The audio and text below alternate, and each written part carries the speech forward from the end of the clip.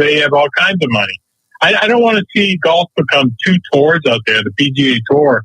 Right now, if you're a young kid coming off the Korn Ferry and you have a card, by letter of the law, you should have the same tour card and opportunities as Rory McIlroy, right? To go out there and keep your card for this year. But you might have 3 starts under your belt, and they're not in these big, $25 million purse events that we're seeing like this week. So actually, you probably are in this week, but you wouldn't have been in at Bay Hill last week. And next week, instead of playing for $20 million at Bay Hill, you're probably in the group hopefully playing for $8 million at Valspar. So it just seems to be some inequity right now. I know the tour's in a tough spot. They're fighting these guys that have make believe money and monopoly money with the Live Tour. It's just make believe kind of stuff, and it's just hard to sit there and fight that toe to toe. Jeff Babineau joining us here on Real Golf Radio. It's one of the things that really stood out to me in this conjecture between the two tours. You have some of these, and I don't know if they're actual real people or bots or what it is. You never know these days. But you see on X that these guys saying, as a Live fan, I'm perfectly happy because there's all kinds of discussions going back and forth on, Tour fans and PGA Tour fans, Live fans, whatever. And the Live fan that inevitably pops up as, well, as a Live fan, I'm completely happy with what we have going on. And I just have a hard time believing that. Like whether you were for Live or for the PGA Tour, there seems to be a line in the sand there. Regardless, I don't know that I would be content as a golf fan to take a snapshot of today's best players and then only see that small group of, what is it, about probably 15 of the 50 that they have in that group that are really the kind of something that you would tune in to watch. But I don't know if that's the only guys that I would want to see every time they played, and they're only going to play a couple times a month. So I don't buy that they're perfectly happy. Like this is what they've wanted out of golf. If so, then to me, the way I grew up watching, the old guys and the way I grew up in the game apparently has completely changed and passed me by. And I have no reference for what it is, for what's fun about watching the game of golf. I mean, maybe I'm completely out of touch and that's exactly what people want to watch, but I'm not buying it. Well, I mean, I think not to open up a whole can of worms on this tour and that tour, but I look at the PGA Tour guys. I look like a Jake Knapp that wins out here. It means a lot. You win out here, it means a lot. It's going to do a lot for you. You're going to get in the Masters. You're going to get into some different events. You're probably going to get into the Tour Championship. You can quantify what it means. When I see Joaquin Niemann, who I think is a great young player, I was bummed out when he went to the Live Tour, and I figured I wouldn't be seeing him as much. When I see him win over there, even back-to-back, I can never really define what it means. I have trouble really quantifying that. What does it mean, him winning? It's great. He played great golf this week for 3 rounds. But what does it really mean? What does it mean to him? How excited is he? Sure, he's making a lot of money. I mean, it's nice putting money in the bank, but how competitively sharp is John Rahm right now? I mean, you don't think John Rahm would give his left arm to be playing this week at TPC Sawgrass? He would love to. And it's not questioning why those guys did what they did. I mean, they got life-changing money, and it'll change the path of their families, right, forever. But just competitively, I don't really see what that tour does for you, how it gets you ready. I was shocked last year at Phil and Brooks Koepka and how they performed at the majors, because I wouldn't think they'd be as competitively sharp as you'd want them to be, but we'll see a year in what happens this year at Augusta. Yeah, that'll be interesting. I agree with you. And the other thing that was kind of interesting is to hear Scotty Scheffler's comments this week about, the fans are saying that, the game's fractured and stuff like that. We need to come back together. And he said, you know what? We're still here on the PGA Tour. This is the tour that was there to begin with. And those guys are the guys that fractured the game. They decided to leave. They decided to take the money, which is fine if that's what they're going to do. But it's not the PGA Tour that's fractured the system. It's the Live golfers and the guys that decided to move over. Yeah, I mean, it was disruptive, right? I mean, it totally disrupted the ecosystem we're used to seeing out there. And, part of it's probably good, right? It was good to have some sort of shakeup. I mean, we are seeing some incredible persons now. It's when I see a guy finish ninth place and win $600,000, I'm thinking to myself, does he really need to win $600,000 for finishing ninth this week? And this week it would be even more. This week's purse is jacked up $5 million more. So it's tough because you go through this week and you have a pretty decent field shaping up next week at Valspar with your Justin Thomases and I think Shoffley's playing. Speed is playing, things like that. But they're playing for about a third of what you're playing for this week. That's just hard to go week to week doing that, and they're playing for such sums. You wonder how it's going to be sustainable, really. If you're going to put it all on sponsors to come up with that, that's not a real good model. So, it's right now, I just like to see them elevate events. That's great. I don't think you have to have purses as elevated as they are. But then you look across at what Liv is doing, and these guys are making all this money. So, how do you combat it? So it's just, I think golf is in a tough spot. They're feeling the way through it. It's going really slow. And I think the average fan is frustrated watching. Yeah, that's a tough thing that the commissioner tried to address this week. I don't know exactly what I took away from that, but at least it's definitely on their mind, and they're trying to figure out, how they can come up with some sort of a resolution. I just hope, back to Rory's comments, I just hope that, the PGA Tour has tried to jump into this cash race with what Liv has been doing, right, which you just mentioned. I don't think it's sustainable. That's why they brought on a partner to help them subsidize this. But I hope they don't try to also jump into this smaller field, less cut, just showcase today's stars, because it's, I think that's a dangerous road. But hey, by the way, Babs, before we run out of time, every week as we lead up to the Masters, I grab one of my Masters cups from out of the cupboard. This one is the 2019 Masters. How good was that one in recent days? Huh? That wasn't bad, was it? It wasn't bad. Old Tiger stood up and watched everyone around him just look at him and crumble on that Sunday, right? Yeah. That was amazing. So that was an amazing one to be at. They all are. I mean, when does that place not deliver, right? So, but yeah, that's a pretty good cup to have. I don't know if you still had any Crow's Nest beer left in there or not, but might want to wash that one out. Well, the first time I have beer in my cup will be the next time, I guess. But yeah, I don't know. There's something. It's not bad. But this a good Coke Zero tastes just so much better in a Masters cup. That's all I'll say. I hear you. That's all I'll say. But hey, by the way, with all this going on, Scotty finding his putter.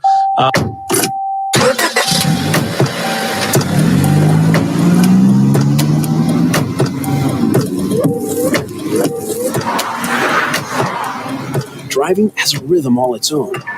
Don't wreck it with a text. Before you get behind the wheel, silence your phone. Or better yet, designate a texter. For more text-free driving tips, visit stoptextstoprex.org. Brought to you by the Ad Council and the National Highway Traffic Safety Administration. WWE superstar Alberto Del Rio. Take one. Behold the angry giant. Try it again, Alberto. Behold the angry giant. Perfect. Good luck tonight. Behold the angry giant. Yay! Read me another one, Dad. This is WWE superstar Alberto Del Rio. It only takes a moment to make a moment. Take time to be a dad today. Visit fatherhood.gov. Brought to you by the U.S. Department of Health and Human Services and the Ad Council. In the small town of Elmira, New York, a boy was born into an all-American family. The odds of him achieving his dream in the fashion industry? 1 in 23 million. The odds of having a child diagnosed with autism? 1 in 68. I am Tommy Hilfiger, and my family is affected by autism. Learn more at autismspeaks.org/signs. Brought to you by Autism Speaks and the Ad Council.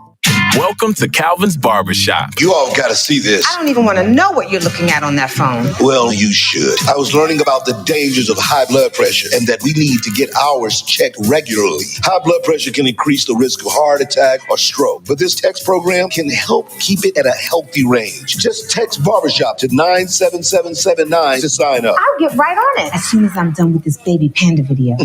Text Barbershop to 97779. A message from the American Heart Association and the Ad Council. So, are you enjoying our station? Well, now you can take us along on your mobile device wherever you go. Wow! The free Live 365 app is available for both Apple and Android devices. That sounds like fun. I'll give it a try. Just go to the Apple app or Google Play Store and download it today.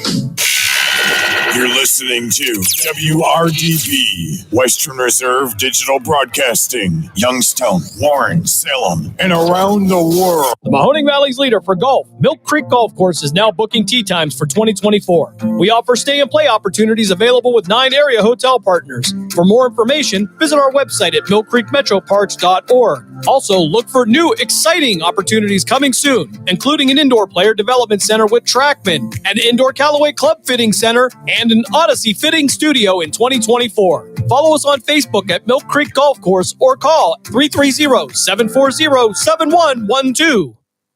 A whole home connect right now for blazing fast internet at $50 a month with no price increases, no hidden fees, no contracts, no upfront costs, no equipment fees. It's a great deal. And guess what? You can try it for 15 days. If you don't like it, you get your money back. But you're gonna love it, and you're gonna love the price. Internet for your home for $50 a month. That's less than $2 a day. Plus, no contracts, no upfront costs, no equipment fees, and our 15-day guarantee. Call now. 800-617-5145. 800-617-5145. 800-617-5145. That's 800-617-5145.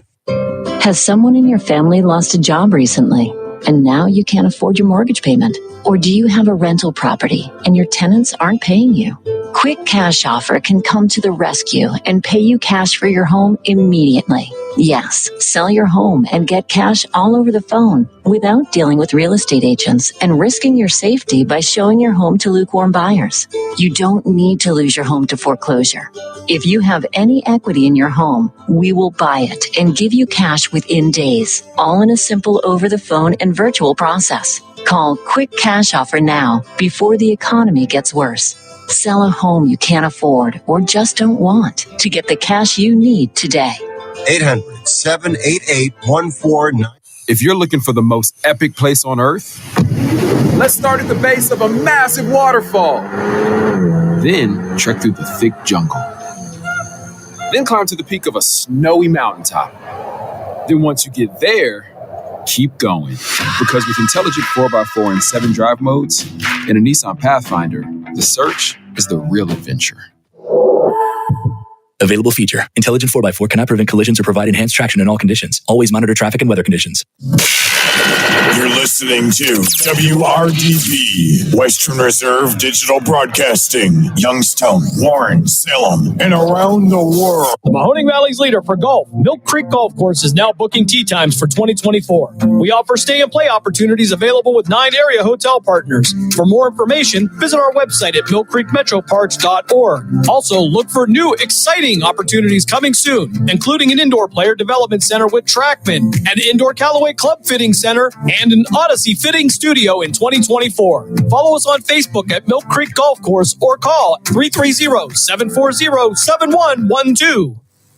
A whole home connect right now for blazing fast internet at $50 a month with no price increases, no hidden fees, no contracts, no upfront costs, no equipment fees. It's a great deal. And guess what? You can try it for 15 days. If you don't like it, you get your money back. But you're gonna love it, and you're gonna love the price. Internet for your home for $50 a month. That's less than $2 a day. Plus, no contracts, no upfront costs, no equipment fees, and our 15-day guarantee. Call now. 800-617-5145. 800-617-5145. 800-617-5145. That's 800-617-5145. Has someone in your family lost a job recently, and now you can't afford your mortgage payment? Or do you have a rental property and your tenants aren't paying you? Quick Cash Offer can come to the rescue and pay you cash for your home immediately. Yes, sell your home and get cash all over the phone without dealing with real estate agents and risking your safety by showing your home to lukewarm buyers. You don't need to lose your home to foreclosure. If you have any equity in your home, Youngstown, Warren, and Salem's local and national sports talk can be found on TuneIn and the Live 365 app at Western Reserve Radio. WRDB, The Scourge.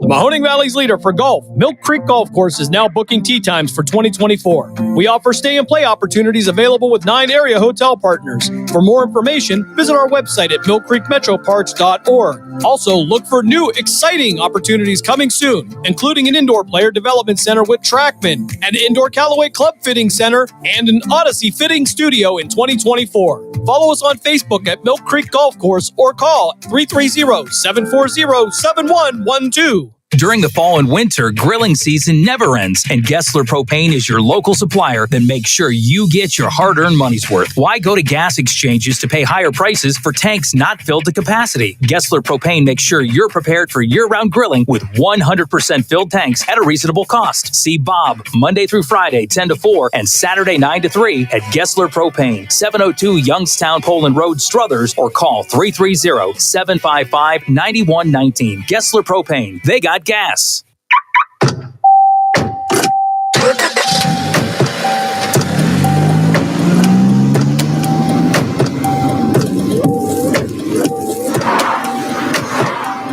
Driving has a rhythm all its own. Don't wreck it with a text. Before you get behind the wheel, silence your phone.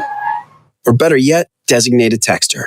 For more text-free driving tips, visit stoptextstoprex.org. Brought to you by the Ad Council and the National Highway Traffic Safety Administration. Hey, let me ask you something. Would you seat your 3-year-old child on a windowsill? Would you seat them beside a lit fireplace or by the deep end of a pool? One last question. Would you seat your child in a car seat that's not correct for them? Car crashes are a leading killer of children ages 1 to 13. Secure their future. Seat them in the correct car seat. For more information, visit safercar.gov/the right seat. A message from the National Highway Traffic Safety Administration and the Ad Council. It's time to kick back and listen to the sports page with your host, Pat Lucia, right here on Western Reserve Radio. You can call the show at 330-707-4202 and tell everyone what's on your mind in the wonderful world of sports. Now, here's your host, Pat Lucia.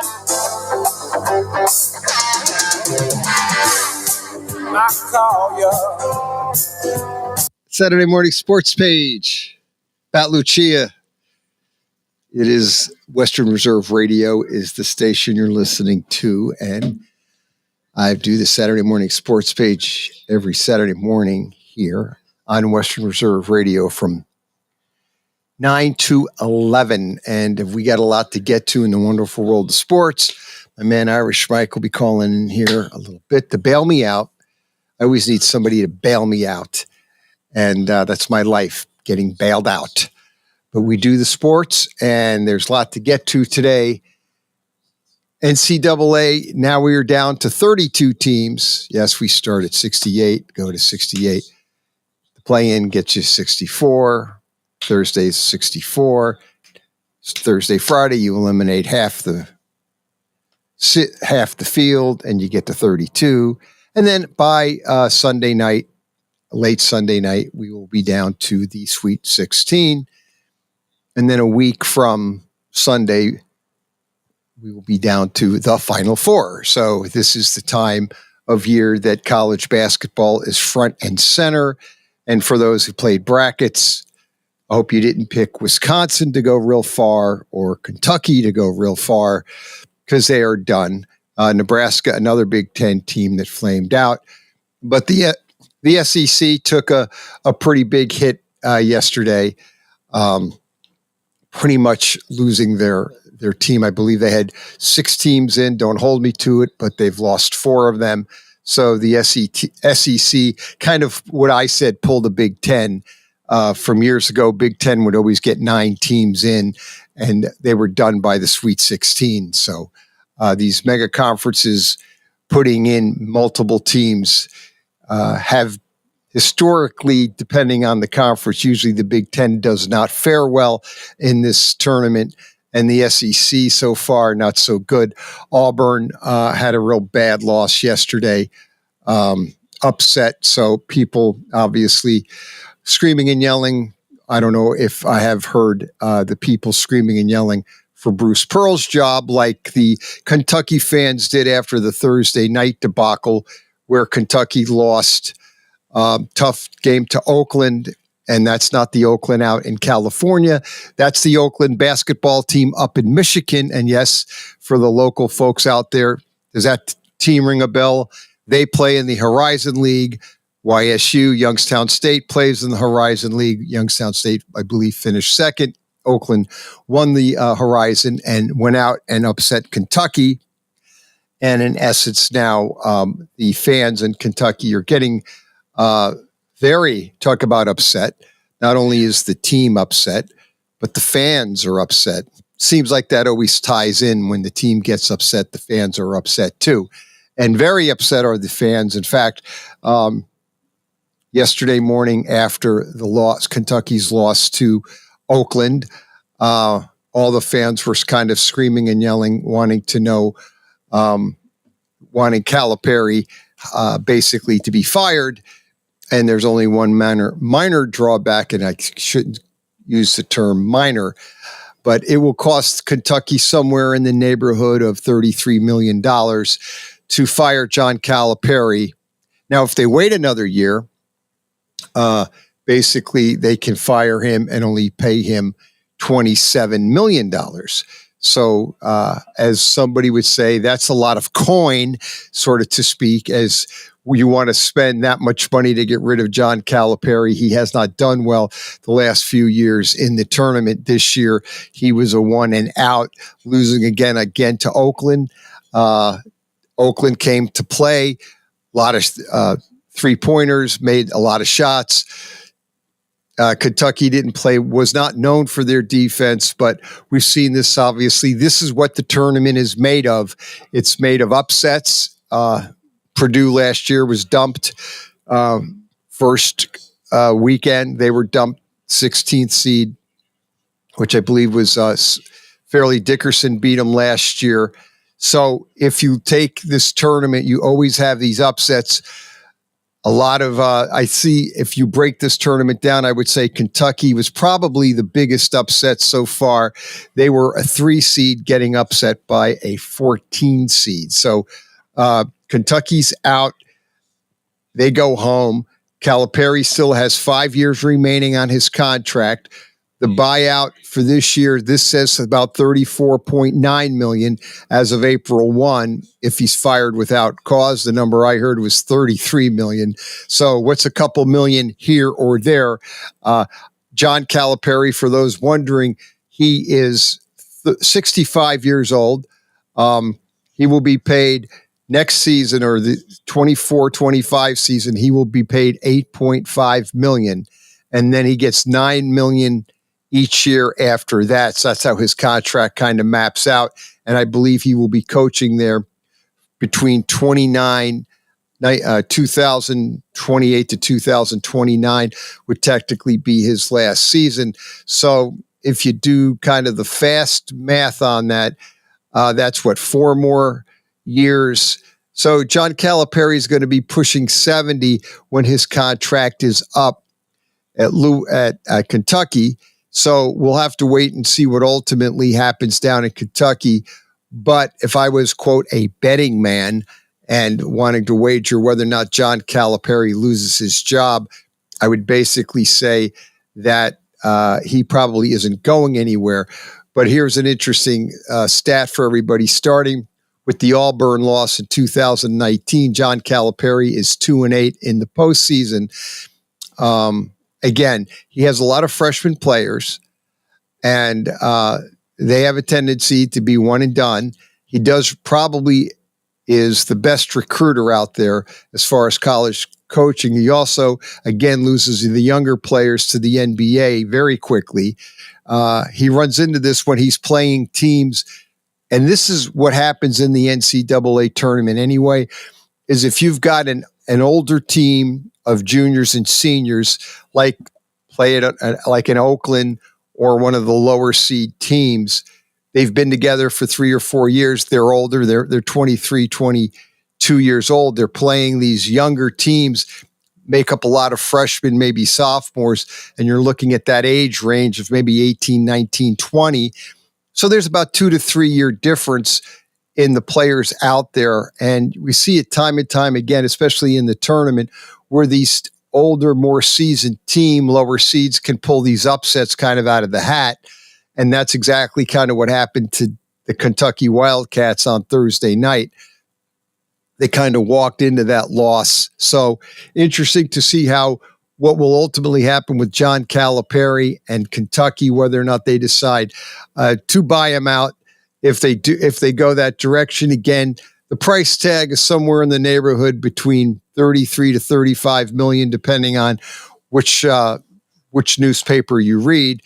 But at the end of the day, I have a feeling that he'll be back. He'll coach the team again. That they always will get over this, and we hear this time and time again. When you have a big upset like this in college basketball, the first thing everybody wants to do is go out and fire their coach. Typical. But again, unless they have the boosters wanting to write checks like Auburn did a few years ago with their football coach, writing many $1 million checks, John Calipari will stay as basketball coach unless, again, somebody or meaning some of the boosters want to pony up, say about $35 million and give John Calipari the door. So again, if you look at the tournament itself, we see this time again. I know last night I was trying to watch Wisconsin play, and I have to say I really tried to watch them play. Wisconsin played a terrible game. They basically could not make any shots. I know that sounds like such a cliche, but Wisconsin couldn't throw the ball in the proverbial ocean, if I want to start using cliches. But they lost last night to James Madison in a game they were never really in. They lost 72 to 61. The Big Ten, time and time again, and again, Nebraska, they went home last night. They lost to Texas A&M 98 to 83. It seems to me that the Big Ten now, 2 teams at least survived. It's just that the Big Ten has such a tough way in this tournament. In both cases, Nebraska was an 8. They lost to the 9 seed Texas A&M. It's an 8-9. It's a coin flip game. So I guess you technically can't hold it against Nebraska. I don't really coin it an upset. But when you look at Wisconsin, they were the 5 seed playing at James Madison, a 12 seed. And you break it down, they were just never in this game from the get-go. And I don't understand. The Big Ten has a tendency to go into this tournament and just, again, stub their toe on the court, maybe is a nice way to put it. But again, Northwestern did win yesterday. They beat Florida Atlantic. That was the other Big Ten team. Purdue won. So the Big Ten did have a couple teams win. Purdue obviously playing Grambling, who was a 16th seed. And Purdue had an easy way of it yesterday. So the Big Ten continues to struggle in the tournament. We'll see how it plays out today. Look at the schedule. Let's go ahead and get Irish Mike in here. Hey, Irish Mike, how you doing? Good morning, Pat. How are you doing, buddy? Good. Looking at the tournament last night, Wisconsin lost. Basketball. Yeah, basketball. Big Ten. Nebraska got beat. Wisconsin got beat. Northwestern did win in overtime. Big game, beating Florida Atlantic in overtime, 77-65. I know Purdue had an easy way, but they were, again, playing Grambling, so it was an easy way for Purdue. But we're talking about Calipari. People want his job. Unfortunately, it's going to cost Kentucky about $35 million to part ways with John Calipari, and I just don't really see that happening.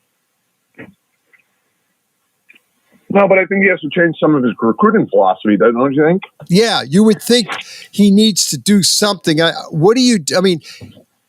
They talk about this. What do you do? Do you walk away from recruits that you know are going to be there or not going to be there more than 1 year? I mean, that's I think a lot of his problem is he gets probably the best talent, but nobody stays at that school long enough. And he's constantly turning players over. And he's been probably the biggest victim, I guess, if I don't know if that's kind of the right word I want to use is victim. But he seems to be the biggest victim as far as one and done. And I'm just not sure exactly what he's going to do moving forward. Like you said, what do you think as far as changing his recruiting philosophy? What does he do? Because you can't make the players stay. And with the portal, you can't make them, if they want to transfer, they can transfer. Sure. But I also think, Pat, obviously you follow the NBA a little bit closer than I do. I know the town's the center of the Minnesota Timberwolves, but who's come out of Kentucky over the last 3 or 4 years has made a really impact in the NBA? I know they're getting a lot of money, but they're clearly not ready for the NBA. No, that's probably. I don't get it sometimes. No, you're right. I mean, down in Kentucky, they would have a great NIL program because they all love basketball and they have 22,000 fans for games all the time. It's a basketball school; everybody knows that. And I guess I don't understand that the players he's putting in the NBA have very little or no impact either. It's not like they're having great careers. I mean, they're making money, more money than they're making in their lifetime, but they're not legit NBA superstars by any stretch of the imagination. No, in fact, this is a good point. When you really break down players going in to the NBA, they get drafted. A lot of the Kentucky players get drafted, sign that first contract, and then after that, they pretty much disappear. They really don't do anything in the NBA as far as, go on to have any kind of a long career. They get that first contract under their belt. I guess, the kid for the Phoenix Sun, Booker, the guard, he's a good player in the NBA, right? Yeah, Booker's good. Towns is good. But when you look at the rest of the Kentucky players going into the NBA, they're realistically don't last. I mean, they've signed the first contracts. They usually end up in the on the bench. I'll hear Anthony Davis, Bam Adebayo out of Miami, Brandon Boston is a shooting guard, Julius Randle with the Knicks, Jamal Murray, Trey Lyles, Devin Booker, DeAndre Fox, and Malik Monk are at least the players that I'm looking at as far as Kentucky players. And I think they're good players, but they're not legit superstars. They're not, one of the top 40 players in the league, minus Booker and Anthony Davis. He was at Kentucky so long ago. I'm talking the last 4 or 5, 6 years. I'm not, when they've had their struggles in the NCAA tournament over the last 5 years. Correct. Correct. Yeah, he's Calipari's he has not done well. 1 year he didn't even make the tournament.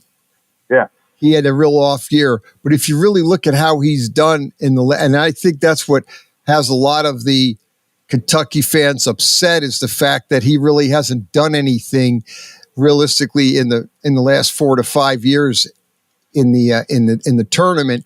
And obviously in this day and age, people forget what happened 4 years ago or 5 years ago. And this surprised me. But John Calipari has only won one NCAA title since in his whole career. And I thought he had multiple NCAA titles. He's only had one NCAA title with Kentucky, and I believe that was in 2012. So yeah, and I mean, I think didn't he have 1 or 2 stints in the NBA as a head coach and he failed? Yeah, he didn't do anything in the NBA at all. If I have to look him up, I thought, was he ever? He was with the New Jersey Nets back in 96 to 99. And his NBA record, he didn't really do.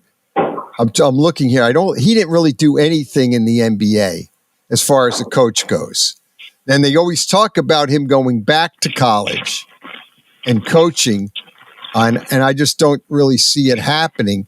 Now he was in, like I said, the NBA. He was very good at UMass. He did a great job. But his NBA record, he coached 3 seasons with the New Jersey Nets. His record with the Nets, he was 26-56 his first year, 96-97. He was 43-39 his second year. He lost in the first round in the playoffs. Then his last year he didn't even make it through a third year. He was fired after 20 games. He was 3-17. His NBA career has been 72 wins and 112 as far as on the loss side. Now, obviously, he's been very successful in Kentucky, but to kind of give you an idea, like you were talking about the last 4 years, I guess we'll throw COVID out because obviously they canceled the tournament. He did get into the Elite Eight in 2018-19. But since then, since COVID, he didn't even make the tournament the following year. 2021, the year after COVID, they went 9-16, did not even make the tournament, any tournament. Then the next year after that, he was 26-8, and he lost in the first round in 21-22. The second year, or 22-23, he lost in the round of 32. So he only made it to the second round and was beat. And then this year, he was bounced out again in the first round. So if you take his last 4 years, he has pretty much not done very well. And he's done, he has one NBA title, which I believe was, 2012. He went 38-2, and he was the NCAA champion in 2012. So, after that, he's been, he got into a Final Four in 2015. He was the runner-up in 2014. I know they lost to Connecticut that year. So, he was solid in the getting into the tournament, but his last 4 years after COVID, he's done poorly. And he's got 5 more years left on his deal. He's going to buy out again. We've talked. It's going to have to pay him about $34-35 million to buy him out. And I guess, you go to the boosters with that one, or you'd call Auburn, because what did Auburn pay their coach the one year, the football coach, 20-some odd million to buy him out? Yeah. So Jimbo Fisher, Texas A&M. Jimbo Fisher, who they will be paying forever and ever and ever. And his buyout was $85 million, I believe. So, unfortunately, I think Calipari's going to be there at Kentucky for many years to come. He is 65 years old. So, again, I don't know exactly. I don't think he's going to retire. He's going to probably wait to see what they ultimately decide to do with him. But if, like you said, he just has not done well the last few years in the tournament, and the Kentucky fans they're getting a little upset. So we'll wait and see how that plays itself out. The tournament, again, Big Ten, Purdue won yesterday, an easy win with Grambling. Northwestern won. Michigan State did win. I believe they did send 6. They sent 6 teams, I believe, to the tournament, and I believe they've got Northwestern won, Purdue won, Michigan State won, Nebraska got beat, and then Wisconsin got beat. I'll have to look to see what was the other Big Ten team that survived, or did they survive? Do you know off the top? Or did they maybe they only sent 5 teams? I'll have to look at the bracket and see coming up on the break. So again, bottom line is the tournament is today and tomorrow. We'll get down to the Sweet 16 by Monday. Got to talk a lot about. There was a trade in NFL football. Kansas City made a trade, surprising trade actually. They're going to send their cornerback Snead to the Titans. I believe they get a 3rd round pick, and then they flop their 7 rounders. So I like a lot. the NFL teams like to do that, where they kind of flip-flop the later rounds. But looks like Snead is going to the Titans. Ladarius Snead will be a Titan, and they get a third-round pick and a seventh-round pick swap with the Titans. So he was a big defender, cornerback, great statistics, great player, and evidently, as we always talk about money, but they're going to save a fair amount. I believe it was $19 million they're going to save on the cap by getting rid of Snead. So Kansas City obviously trying to make changes, or at least trying to save money on the cap. So we'll see how that plays itself out. But it looks like Ladarius Snead will be a Tennessee Titan yet. Kansas City will save $19.8 million against their cap by trading Ladarius Snead. So there's a method to their madness, and obviously Ladarius Snead will be a Tennessee Titan. So, and Pat, you and I have talked about this publicly on the air for show for years and privately in multiple conversations. You talk about college basketball. The tournament's been popular since the late 70s, early 80s, with Bird, Magic, Michigan State, Indiana State, and the tournament's just gotten more popular over the last 4 decades compared to college football. Everyone watches March Madness, and the reality is that if you go out of the tournament early, like Kentucky did yesterday, or any school does, no one really cares what you did in November, December, January. That is correct, Irish Mike. Hold on. We'll come back to you right after the break on Saturday Morning Sports Page. Right back at your Western Reserve Radio. The Mahoning Valley's leader for golf, Milk Creek Golf Course, is now booking tee times for 2024. We offer stay and play opportunities available with 9 area hotel partners. For more information, visit our website at millcreekmetroparks.org. Also, look for new, exciting opportunities coming soon, including an indoor player development center with Trackman, an indoor Callaway Club Fitting Center, and an Odyssey Fitting Studio in 2024. Follow us on Facebook at Milk Creek Golf Course or call 330-740-7112. In the small town of Elmira, New York, a boy was born into an all-American family. The odds of him achieving his dream in the fashion industry? 1 in 23 million. The odds of having a child diagnosed with autism? 1 in 68. I am Tommy Hilfiger, and my family is affected by autism. Learn more at autismspeaks.org/signs. Brought to you by Autism Speaks and the Ad Council. Western Reserve Radio is the Valley's online source for sports talk and local live events. Tune in and be a part of their live weekly shows, as well as all of the hard-hitting action of Youngstown Phantoms hockey, high school football, and the GDFL. Find them at westernreserveradio.com. Tune in and the Live 365 app to be a part of the area's sports conversation. Be sure to visit them on Facebook at Western Reserve Radio and on Twitter at WR_radio. Hiya, Queen of All Knowledge here, reminding you, creeps out there on the internet hack, scam, and trick savvy cyber users every day. But we can fight back. It's as easy as IC3. If you're a victim of online crime, don't give up. Visit IC3, the FBI's Internet Crime Complaint Center. Your tips help the FBI track down cyber criminals around the world. Report your crime to www.ic3.gov today.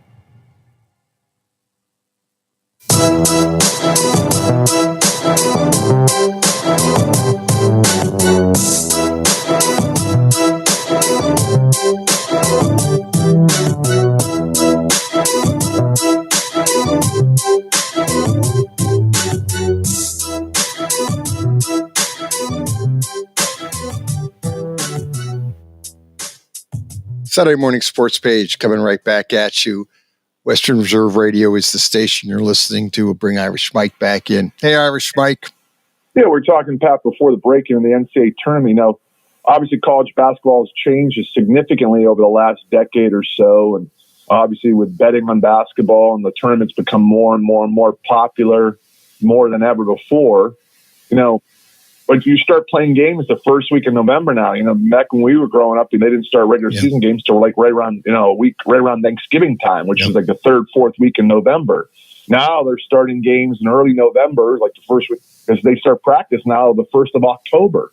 So these kids have been at it now for 5.5 months of practices and games. And, for some of these schools, they're going to have another 2 or 3 weeks, depending on how far they advance in the tournament. And, the reality is this, that you can have a 28, 29 win season and win your conference or do well in your conference. But if you're eliminated early in the tournament, the first 2 rounds, most fans consider your season to be a failure, no matter what you did in November, December, January, and February. No, it's right. And that's what, not to belabor the point with Kentucky, but before I get to that, the other team that won in the Big Ten was Illinois. So right now, this year in the opening round. Who's left in the Big Ten? Purdue, Illinois? Yeah, the Michigan winners, State? Northwestern, Michigan State, Purdue, and Illinois won. Wisconsin and Nebraska lost. They lost last night. I watched the Wisconsin game. It was painful. They couldn't throw the ball in the proverbial ocean. Yeah. And they lost to a James Madison team. Nebraska was an 8 seed. They lost to Texas A&M, and that wasn't really. They were never really in that game. They were trying to, but they were dominating. Wisconsin tried to make that a game, but could not. So those 2 Big Ten teams are gone. Illinois had a relatively easy win. Purdue won Grambling, no problem. Northwestern in overtime win, Florida Atlantic. And then Michigan State opened up the tournament. They had the first game, and they had a dominant win. It's funny, Pat. I got a text message probably about 9:30 on Sunday night from a friend of mine who follows college basketball a lot closer than I do. He watches games Thanksgiving time, Christmas time, and he was going on and on about Michigan State. And, he was basically, in a nutshell, he was saying he did not think as an Ohio State fan that Ohio State deserved to get in the tournament, and he has no problem with Ohio State not getting in. But then he compared resumes Ohio State to Michigan State, basically saying, I have no problem with Ohio State not getting in, but how in the world did Michigan State get in? When at the end of the day, he thought Ohio State had a better resume. Yeah, there were a lot of – he's not the only one.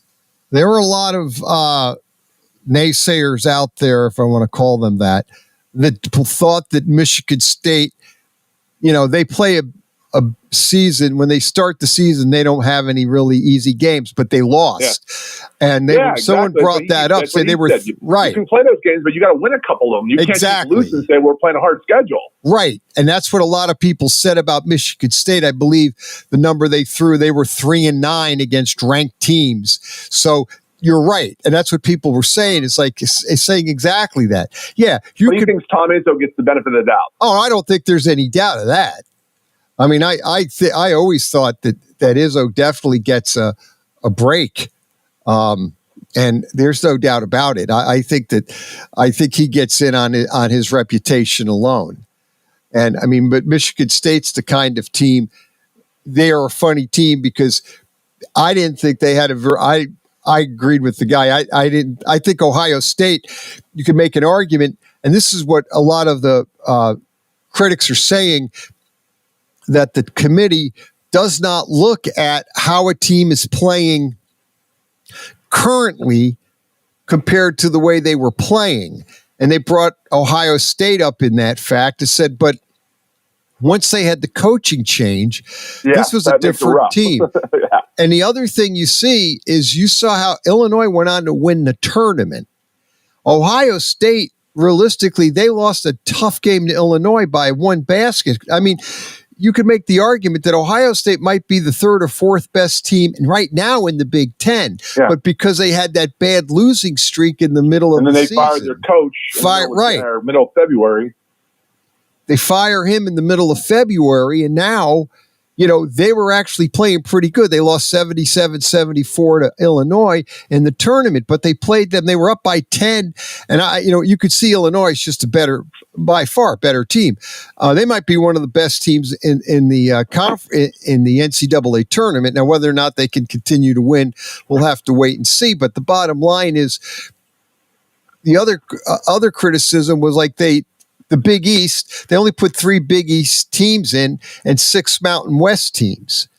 And people are upset because the St. John's and the Seton Halls of the world were left off. And they were saying that the committee gets wrapped up in metrics and they almost get to the point where they're looking at it with a closed lens and just looking at individual teams' metrics. And sometimes I think they need to step back and kind of look at the overall picture. The problem with the Big Ten is when you look at their last few years, they've put like 9 teams in the tournament and they've all been bounced out early rounds. So I think that hurt them going into this year. So a team like an Indiana, Ohio State, they were not getting in the tournament, and they were kind of, you could make an argument, if Ohio State would have beat Illinois, they might have had a chance to get in. But they needed to win that Illinois game to get into the semifinals. But then there were upsets with North Carolina State winning, and a few of the other conferences had upsets. So they have to start adjusting schedules, and some of the major conferences don't get as many teams in. So, but again, there's a lot of criticism. You brought up one. People are saying, as your friend said, how did Michigan State get in? When you look at their overall body, they lost a lot of games. They played good opponents, but they lost those games. So how do you put them in the tournament? And that was one of the criticisms of getting Michigan State in the tournament. But Izzo's the kind of coach that I think it was Oklahoma, St. John's, and one other school that was on the bubble that didn't get in. I can't remember the third school, but I know St. John's and Oklahoma for sure. And a third one declined an invitation to NIT. Yeah, Seton Hall was the other one I think they were talking about that felt they should get in. St. John's and Seton Hall's, yeah. And then Indiana, St. John's, there was a UCLA. There was a list of all those teams. USC, I don't think they were going to get, but they declined invitations to the NIT. Correct. There were a lot of schools that did not want to go to the NIT. Correct. Compared to years past. Right. Because the NIT was always considered at least a good tournament to go to. But now I think with recruiting, the transfer portal, and I think the other things that the college coaches, I heard that a lot, was Indiana didn't go to the NIT because the coaching staff wanted to focus in on transfer portal and, keeping the players there, and just felt like they didn't want to recruit young kids. Yes. I had a friend who went to the game the other night at Columbus on Tuesday in the NIT game when they played Cornell, and he said it was great because him and his family got sit like literally in the front row. He said there was nobody there. Yeah. I mean, and that's the thing. That was his phrase. There was nobody there. Right. I'm sure they had a couple thousand people, but when you have an arena of 15,000 people and you only have 3,000 people, it becomes difficult. And I believe Ohio State will play at home, and they play Virginia. Yeah. And I believe it's Virginia Tech. Virginia Tech. That's right, because Virginia, right. Well put. Yeah. Virginia, they play Virginia Tech, and they play them, I believe they play them today. If today is the 20th, I'm looking at it now. They play Virginia Tech today, 7:00 tonight, down in Schottenstein Arena. So there may be some fans that'll go down there. You said your friend went down there and had no problem getting a ticket and sitting, and having great seats. The access to move, no problem. Right. So that was easy. They also have that's in Dayton. The basketball boys are playing, actually, for the local fans out of Ursuline, will be playing today. They're playing Kettering Alter at 10:45 this morning, and that's down in Dayton, where they're playing the state semifinals, and the finals are being played down there. So Ursuline plays today at 10:45. They play Kettering Alter for any of the local fans wanting to know. But getting back to the NCAA and the way it's made out right now, they talked about after the invitations came out and the teams that were complaining of not getting in, there's still some talk about them expanding the NCAA tournament.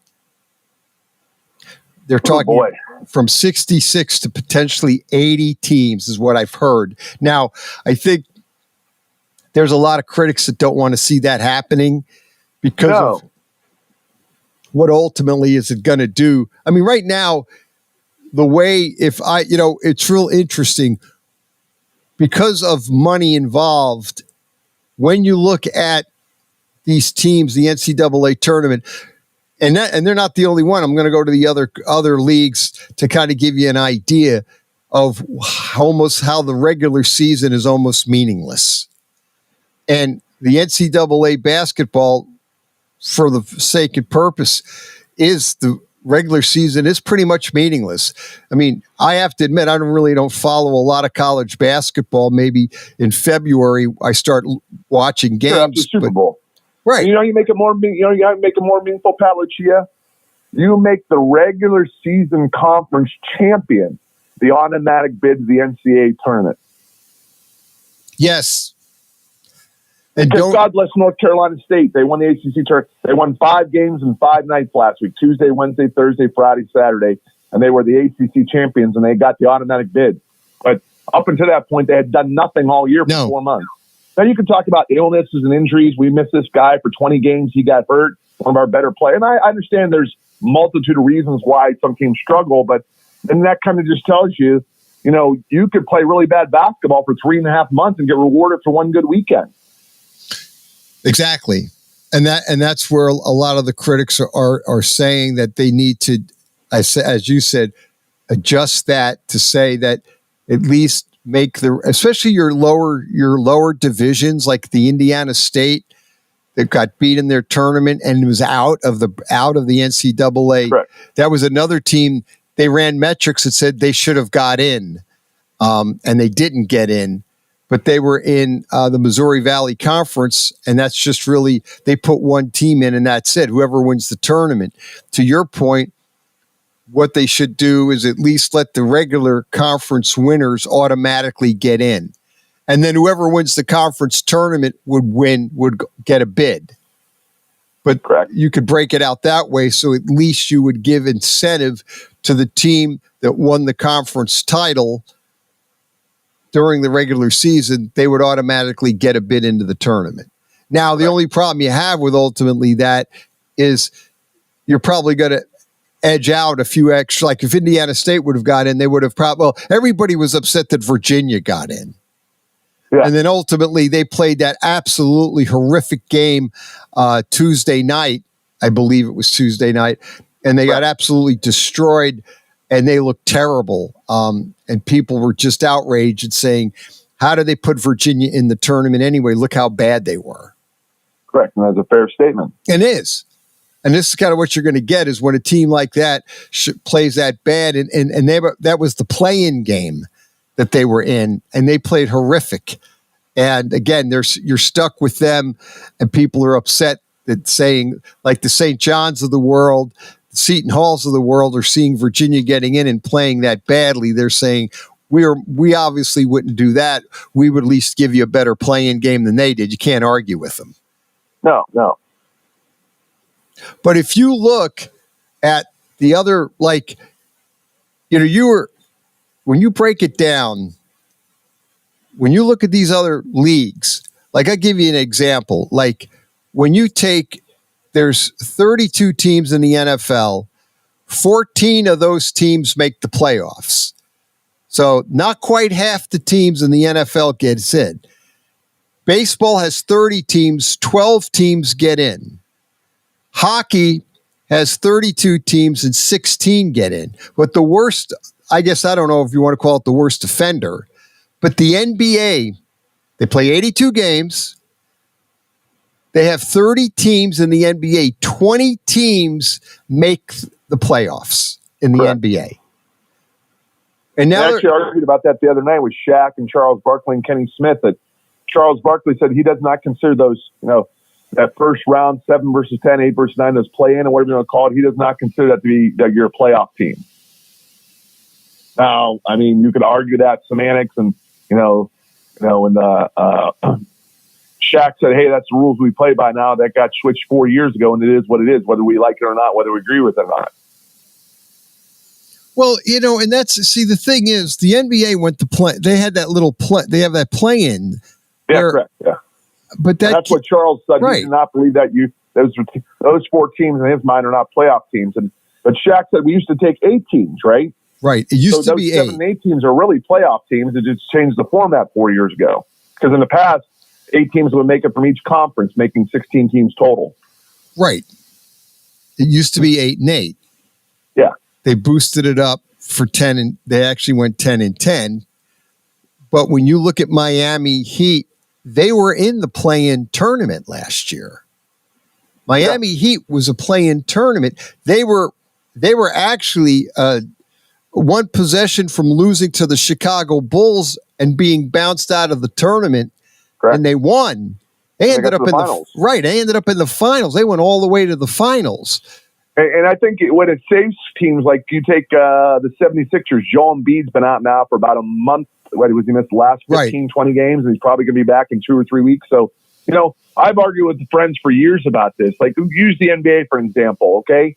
If you miss a guy for 82 games and he misses, say, a player misses 15 to 20 games throughout the year, like Donovan Mitchell this year for the Cavs. He's played, and he's been out for a while, then he's played, but it's not been continuous. It's missed 5 or 6 games there, play, missed 3 or 4 games there, play, missed 4 or 5 games there, play. So it's not been consistent.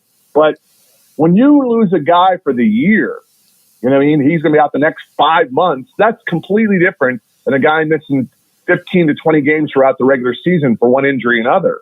To me, those are apples and oranges. Right. Because you're not going to have the guy for the rest of the year or the playoffs.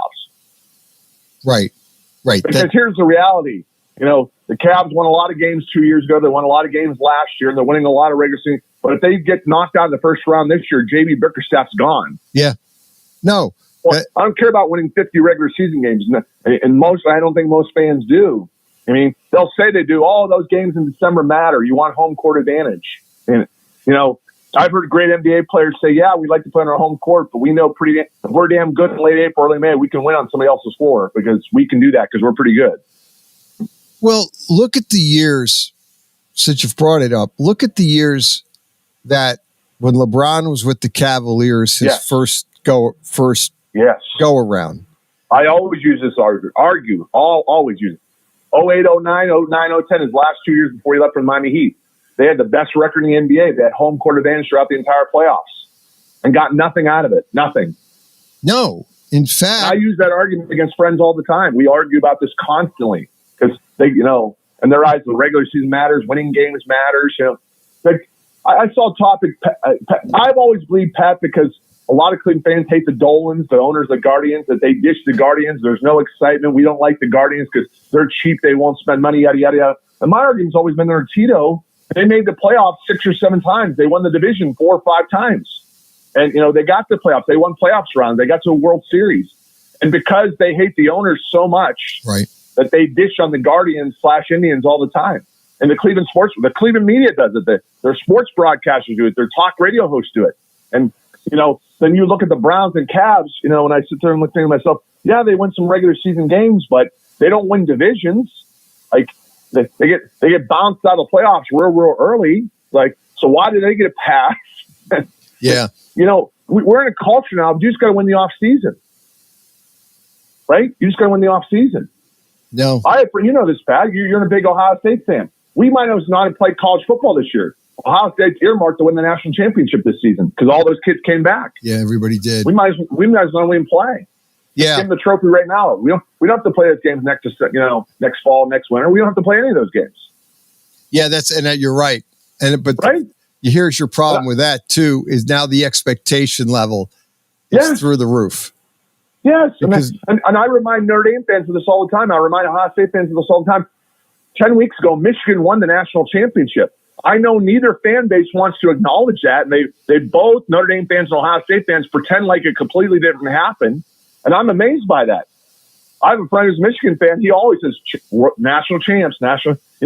Like it's like when the Cavs won the NBA title 8 years ago. That's nice. Now, if it was 2 or 3 years ago, you still hang your hat on. But it's been 8 years. But the point is that happened 10 weeks ago. We can't ignore like that never happened. Yeah, I know.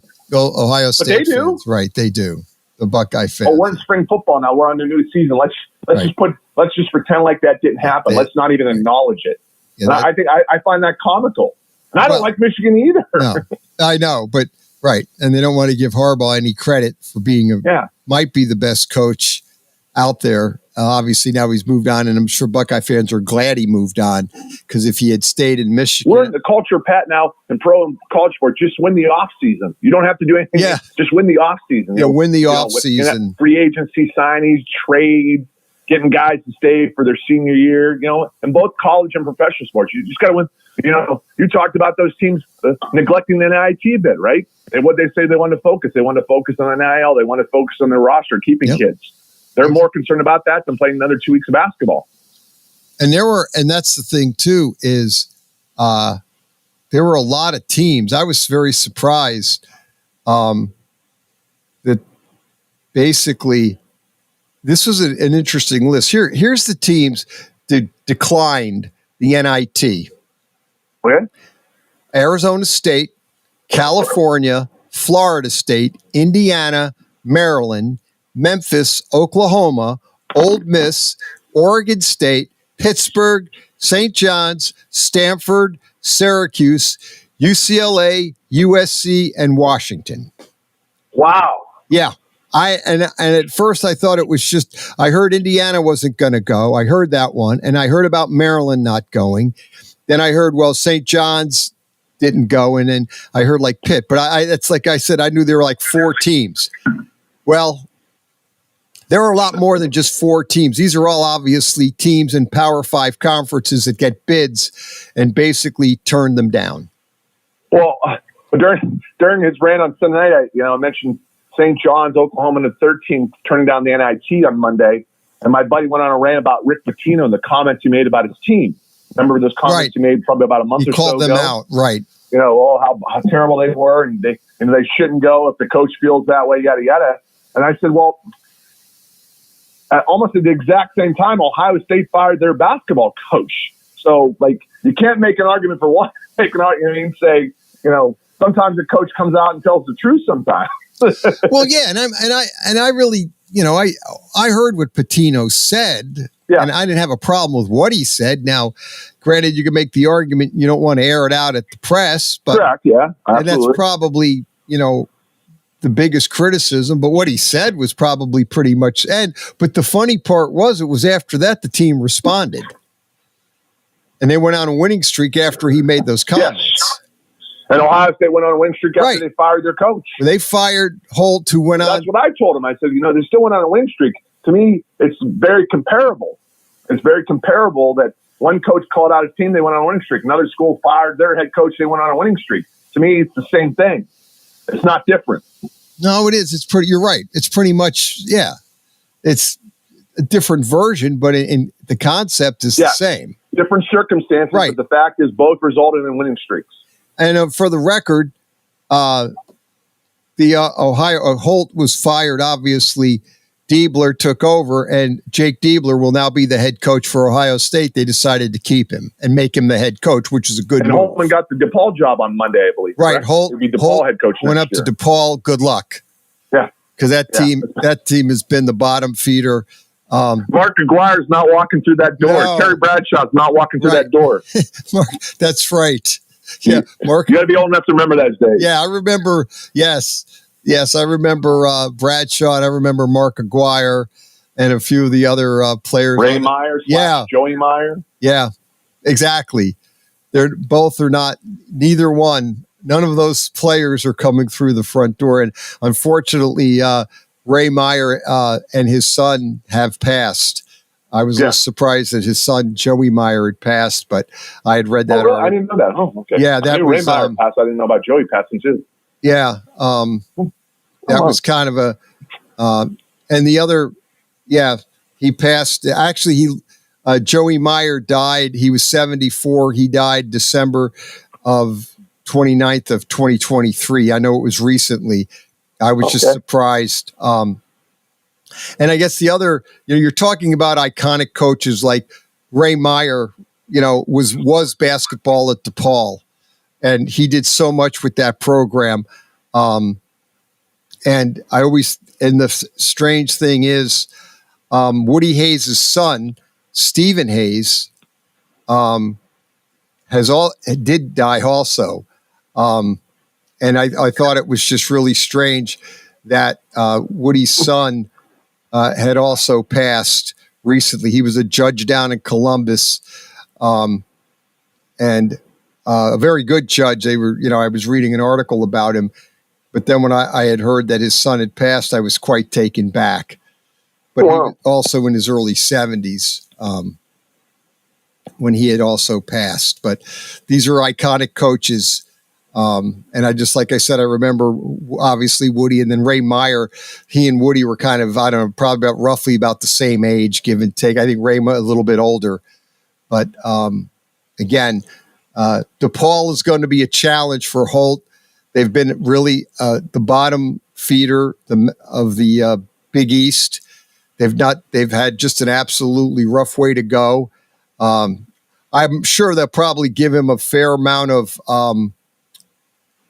rope, sort of to speak, to turn that program around because he's going to need it. Yeah. I don't know if it's probably recruiting. I know it's located in Chicago, in the Chicago area, but they just have not been able to get back to where they were. They've gone through a lot of coaches the last 2 decades, haven't they? It seems like every 3 years they're switching coach. Every 3 or 4 years they're switching coaches. Yeah, they have. And I was going to say that's been their problem from the get-go, is if they've just have gone through coach after coach. We'll come back. It's halftime, and we'll look at those coaches. But it looks like, I'm going through the list. A lot of coaches. We'll be right back. It's halftime, Saturday Morning Sports Page.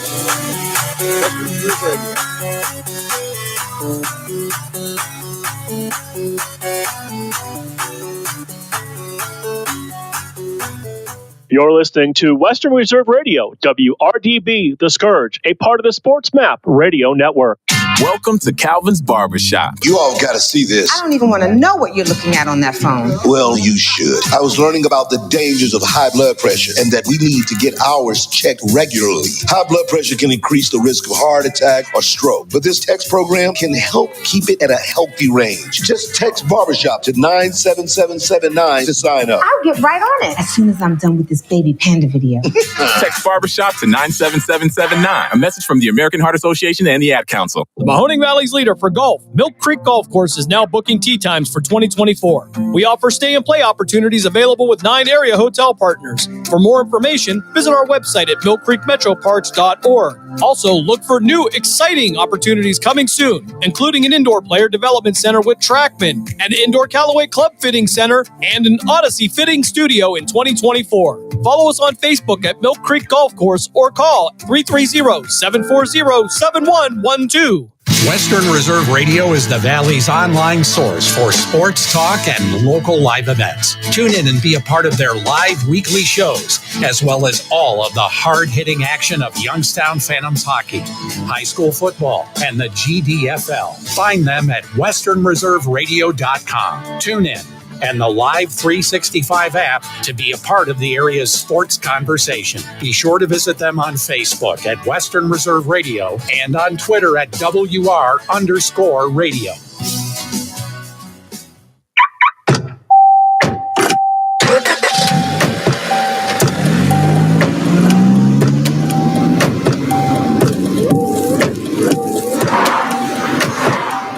Driving has a rhythm all its own. Don't wreck it with a text. Before you get behind the wheel, silence your phone. Or better yet, designate a texter. For more text-free driving tips, visit stoptextstoprex.org. Brought to you by the Ad Council and the National Highway Traffic Safety Administration.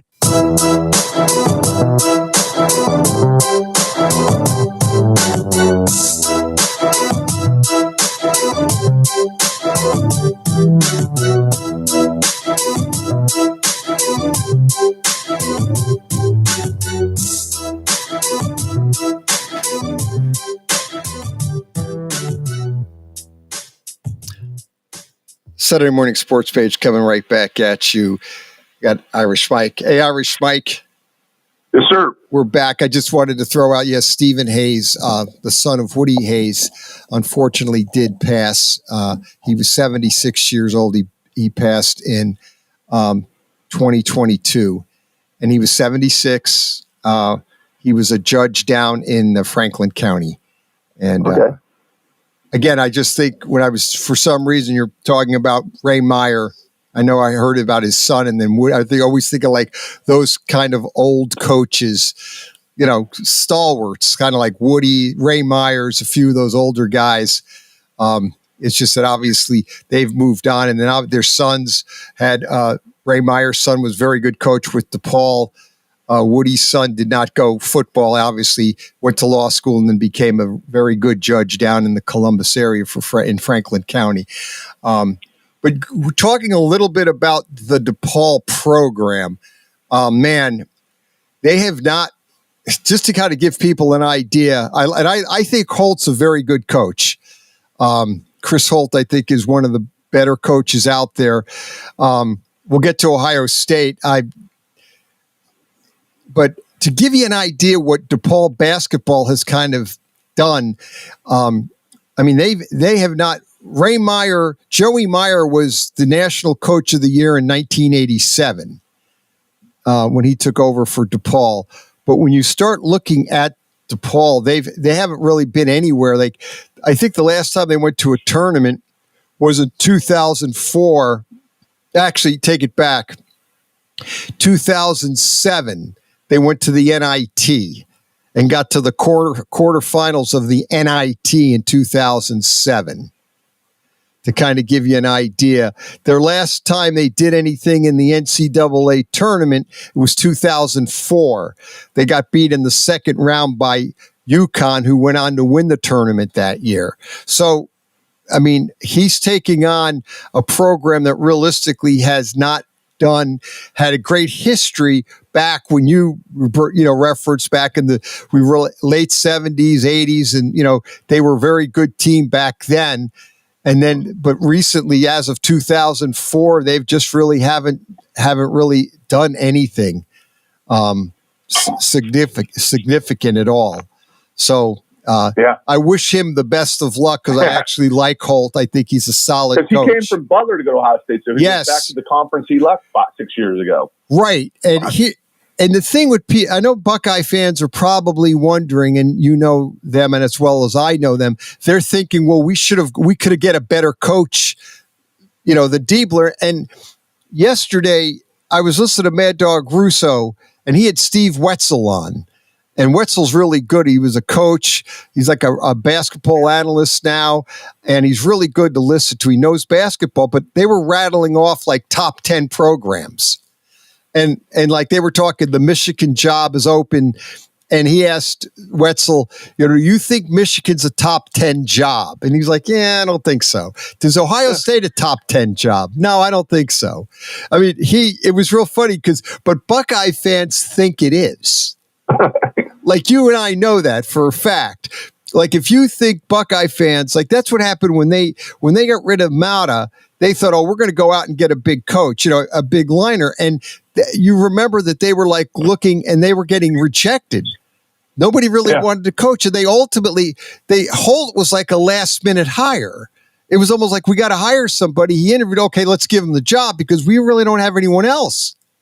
Correct. So he wasn't like their top pick. He was like, we better hire this guy because we have no one else to hire. Because I don't think the Ohio State basketball job is that popular. Like Buckeye fans think, oh, it's got to be one of the top, definitely a top 10 job in the country. I don't think it is. And you don't see a lot of people breaking the door down wanting to coach Ohio State basketball. Big name guys. Yeah. But I thought, my buddy told me he thought the top candidate was the guy who's the head coach at Florida Atlantic the last several years, and he's done a good job down there. And then that, obviously, the way Diebler finished out caused them to pause and say, maybe let's just give it to him because he's been assistant on staff down there for 4 or 5 years. Right. So, Yeah, he came in with Holt in 19, I believe. Yeah, correct. So, no, I think the way the players played for Diebler. And watching them play, I'm really glad that they gave it to Diebler. He's 37. He's from Ohio. He's from Gibsonburg, Ohio. He played for Valparaiso, and I didn't know that. We know his younger brother, John Diebler, was a big player at Ohio State, 3-point a big three-point expert. But Diebler was a great player. His brother, he played at Valparaiso, was a guard there from 2005 to 2009, and then became an assistant coach at Valparaiso. Then became an assistant at Ohio State in 2019. So he's been with the Buckeyes since 2019, roughly 5 years. And I'm glad they basically gave him the job because I think overall he went 7. And his record with Ohio State is 7-2. He finished out the season with the Buckeyes 6-2. The loss coming to Illinois and lost to Minnesota early when he first took over. And obviously he won the game against the Cornell team, a very good Cornell team. Gave the Buckeyes a pretty good game the other night, but the Buckeyes prevailed. So I thought he did a great job. I'm glad they gave him the job and they didn't try to go outside and figure out, let's find someone else to coach the team. I don't think that would have worked out. And interestingly, he was hired by the new athletic director coming in who starts July 1st, not Gene Smith, who's retiring June 30th.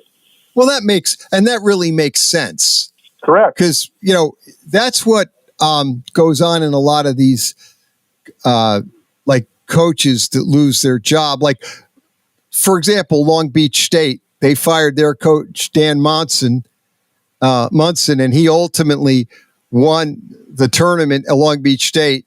Now, granted, they lost to Arizona in the tournament, and he was actually fired and still coaching the team. And somebody said that if you're an athletic director, once you fire the coach, don't let him coach. Don't let him stay and coach. Yeah. That's not a good idea. No, I agree with that. No. And had Long Beach State gone on some kind of roll in the tournament, what do you do with the guy? Like if he would have won 3 or 4 games, as you remember, as I'll go back in time a little bit, you remember when Bill Frieder was coaching Michigan in '89, and he accepted the Arizona State job. He quit, and Bo fired. Bo says you're out. Like Bo said, no. It was knowledge that he accepted the Arizona State job, and he confirmed it. And Bo called him in the office and fired him. Said, "You're the head coach at Arizona State now." Right. Good luck. Bo said the infamous saying said was, "I want a Michigan man coaching my team, and you're not a Michigan man." Right. You're no longer a Michigan man. You're now at Arizona State. Get out. Yeah, I remember my dad saying, he didn't like Michigan either, of course. And he said, Bo's right. But he's 100% right. You see, I'll go back a few years. I'll show you my age. When Earl Bruce got fired, I'll never forget this. It was back in 87.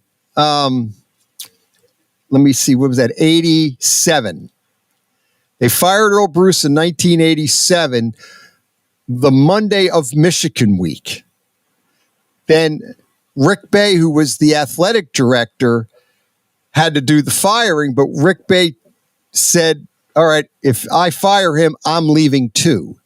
Yeah. So they fire Earl Monday of Michigan. And then the Ohio State goes up to Michigan at Michigan, and they win. Correct. Well, then all of a sudden, I remember I lived in Columbus, and there was this big groundswell to keep Earl Bruce because he beat Michigan. And it was a disaster. People were like, you can't fire him. He beat Michigan. Why did you fire him? Why didn't you wait till after Michigan? And it was just a disaster. And it got ugly. There was all kinds of crazy rumors going out there why he really got fired. Some of them just didn't make any sense. And it was a literal nightmare, PR nightmare. And I always thought to myself, Bo was 100% right. When you fire the coach, he has to go then. You don't let him coach anymore. Show him the door. You can't let the guy coach out, because if he starts winning games, then you have a disaster, especially with basketball. I mean, let's back up a little bit. Had Bo Schembechler kept Bill Frieder and let him coach the team, how about if that team goes on and wins the tournament in '89? Now, he fired him and let Steve Fisher coach, and obviously then after he wins, he gives Fisher the job. He had to. But the point is, If you would have fired Bill Frieder and let him coach that team and they go on and win the NCAA title, what do you do then? Yeah. A guy you're hoisting up the trophy on TV to the guy you just fired, you guy that's been fired. Then what do? You got to go back and say, well, hey, you won it. I can't fire you. We're going to reinstate you now. Sure. I mean, again, 101, if athletic directors out there, 101, if you fire the coach, he needs to leave. Let the assistant coach the team, then play it out. But don't let the coach stay there and coach your team once you fire him. Because that's basically a walking disaster, potentially. One of the interesting sports stories over the last 7 to 10 days was Ohio State running backs coach Tony Alford leaving Ohio State to go become running backs coach at the University of Michigan. Okay? Well, let me give you a backdrop on the story real quick. Alford was the running backs coach at Notre Dame between 2009 and 2014, and they're both head coaches, Charlie Weiss and Brian Kelly. And literally a couple weeks after Ohio State beat Oregon to win the national championship, Stan Drayton, their running backs coach, accepted a job, who was the running backs coach at Ohio State then, accepted a job with the Chicago Bears in the NFL. So when he left, a few days later, Tony Alford left Notre Dame to go be at Ohio State with Urban Meyer and be their running backs coach. Now, one of the primary reasons why he left is Tony Alford's always desired to be a head football coach. And he's from Colorado State, played running back at Colorado State. And he applied for that job a couple times and didn't get it. And the word on the street for the coaching fraternity is, get Urban Meyer on your resume. That'll help you get another head coaching job. You work for Charlie Weiss, Brian Kelly, Urban Meyer. Looks good. Well, fast forward, he did that job for 9 years in Columbus. I think maybe interviewed for a job 3 or 4 years ago and didn't get it. Now, obviously, Urban Meyer left and Ryan Day took over, and Day kept him on as running backs coach. And I do know this for a fact. When Marcus Freeman got hired after Kelly left for LSU a couple years ago, Tony Alford wanted to come back to Notre Dame then to be running backs coach under Marcus Freeman. And it just didn't work out. They took, Dino McCulloch, who, graduated in 1991 from Camel Memorial High School and was in the NFL, was at USC, and got probably one of the top 2 or 3 running backs coach in the country in college football. He's got a big contract with Notre Dame now. So that didn't work out. So he stayed. And now when the season ended this past year, Ryan Day let go of 2 or 3 coaches on his staff, were let go, including Urban Meyer's son-in-law, Corey Dennis, was let go as quarterbacks coach, who's now, I think he's at, I want to say Louisiana, he's at Tulane now or Louisiana Tech, one of those schools, because he took 3 jobs in a matter of a month. He was at Utah for a couple weeks, left Utah, then went to Ole Miss for a week and a half, left Ole Miss. Now he's either at Tulane or Louisiana Tech. His name's Corey Dennis, one of those 2 schools, just like in the last week or so, jumping around. But so when the season ended, Tony Alford was not given a contract extension. Other coaches were. Other coaches were let go, and he felt like he was left in limbo because he only had 1 year left on his deal, for the 2024 season. So I guess, obviously Michigan gave him a 3-year contract, I think worth $875,000 a year guaranteed. When I think at Ohio State, somebody told me he was making $625, $630, and Michigan went $875 and gave him 3 years guaranteed, which is over $2.5 million. I was going to say that's right. Back. So obviously he took the Michigan job, and that made a big plateau because you left Ohio State to go to Michigan. But I kept telling my buddies behind the scenes, hey, he tried to get back to Notre Dame 3 years ago. He's been looking to get out of there. I don't think him and Ryan Day got along. It became a personal thing, unfortunately. And, Ryan Day had to address the media the other day when Ohio State resumed their spring practices. What went on with Tony Alford? You know what I mean? He's at Michigan now. You know what I mean? Obviously, I don't think Ohio State fans care that he left per se. Because, they'll get a great running backs coach. But I think the fact that he left for Michigan rubs salt in the wound a little bit. You know what I'm saying? No, I agree with you. Goes. Yeah, 100%. I think that the problem you have is the fact that, okay, Buckeye fans are fine with him leaving, but when you go up to your school up north, that drives them all nuts. Like, sure. That's like you're a traitor. If you go to the school up north, you're a traitor. If he could have gone to Illinois, he could have gone anywhere else, and people were like, oh, okay, fine. But the fact that he went up to Michigan, your hated rival, that's a problem. And I know they tried in the last week, they tried to get the running backs coach from Alabama. They tried to get the running backs coach from Notre Dame, Dylan McCulloch. They tried to get the running backs coach from Oklahoma, Murray, who was a great running back at Oklahoma, and he was in the NFL, played running back DeMarco Murray. And they thought they had him, and that kind of fell through. It looks like they'll end up with Stan Drayton again, the guy that left back 10 years ago to go to the Bears. Stan Drayton is the current head coach at Temple. Oh, really? Okay. Yes, that's what I'm hearing. That's what I've heard. Sometime in the next 4, 5, 6 days, that probably will get done. At least that's the name I've heard through multiple people. That's interesting. Okay. So, and it's one of, being head coach at Temple is not an easy task, as you know, Pat Lucia. Well, no. I mean, Temple's a hard place for football to really, it's really almost borderline. It's like, first of all, it's on the line of Temple is almost a MAC school football. That's how I equate it. And it's hard because you're recruiting, you're in Philadelphia. And again, it's just a hard place to win. Like DePaul almost is getting, it's just some of these inner city schools, it's just hard. You get recruits and then your schedule and the teams you're playing, they're just better. And was it Al Golden coached at Temple? Yeah, correct. Yeah, before he went to Miami of Florida. And he did very good there. Yeah, and he's a very good coach. That got him the Miami of Florida job. Right. He worked that to the Miami, Florida job. Then we know what ultimately happened with him, unfortunately. And then he went off to the NFL for like 5 or 6 years. Right. With the Detroit Lions and Cincinnati Bengals. Right. And he's actually... he was on the Bengals staff a couple years ago when they played the Rams in the Super Bowl. Right. Because remember Notre Dame when they hired Marcus Freeman and he went like 9 weeks without a defensive coordinator and everyone kept saying, it's Al Golden. He just got to wait till the Bengals season ends and they're going to announce it after the season ends. Right. It was like the worst kept secret in college football who was going to get the gig as DC. Right, because he became defense linebacker coach in Notre Dame 2022, 2023, and then they elevated him just to the DC this year, as you know, as you stated. So, but he was a good team. And him and both, Mike, I want you to see how far we come in college football this year. Because and I know for years Notre Dame's always had the money. That they've had the money for 40, 50 years now. They just don't like to spend it sometimes, right? And both Mike Denbrock, who left Brian Kelly to LSU to come back to Notre Dame as offensive coordinator, and Al Golden got 4-year contracts. Let me repeat that: 4 years. Most coaches get 1 or 2 year deals, maybe 3. They both got 4, and they're making $9 million. So that's $2.25 million a year for each coordinator. Right. At Notre Dame. We're not talking Alabama or Georgia or LSU. We're talking Notre Dame. Think about that. Now, we both know they've always had the money. They just preferred not to go down that road. Well, they're going down that road.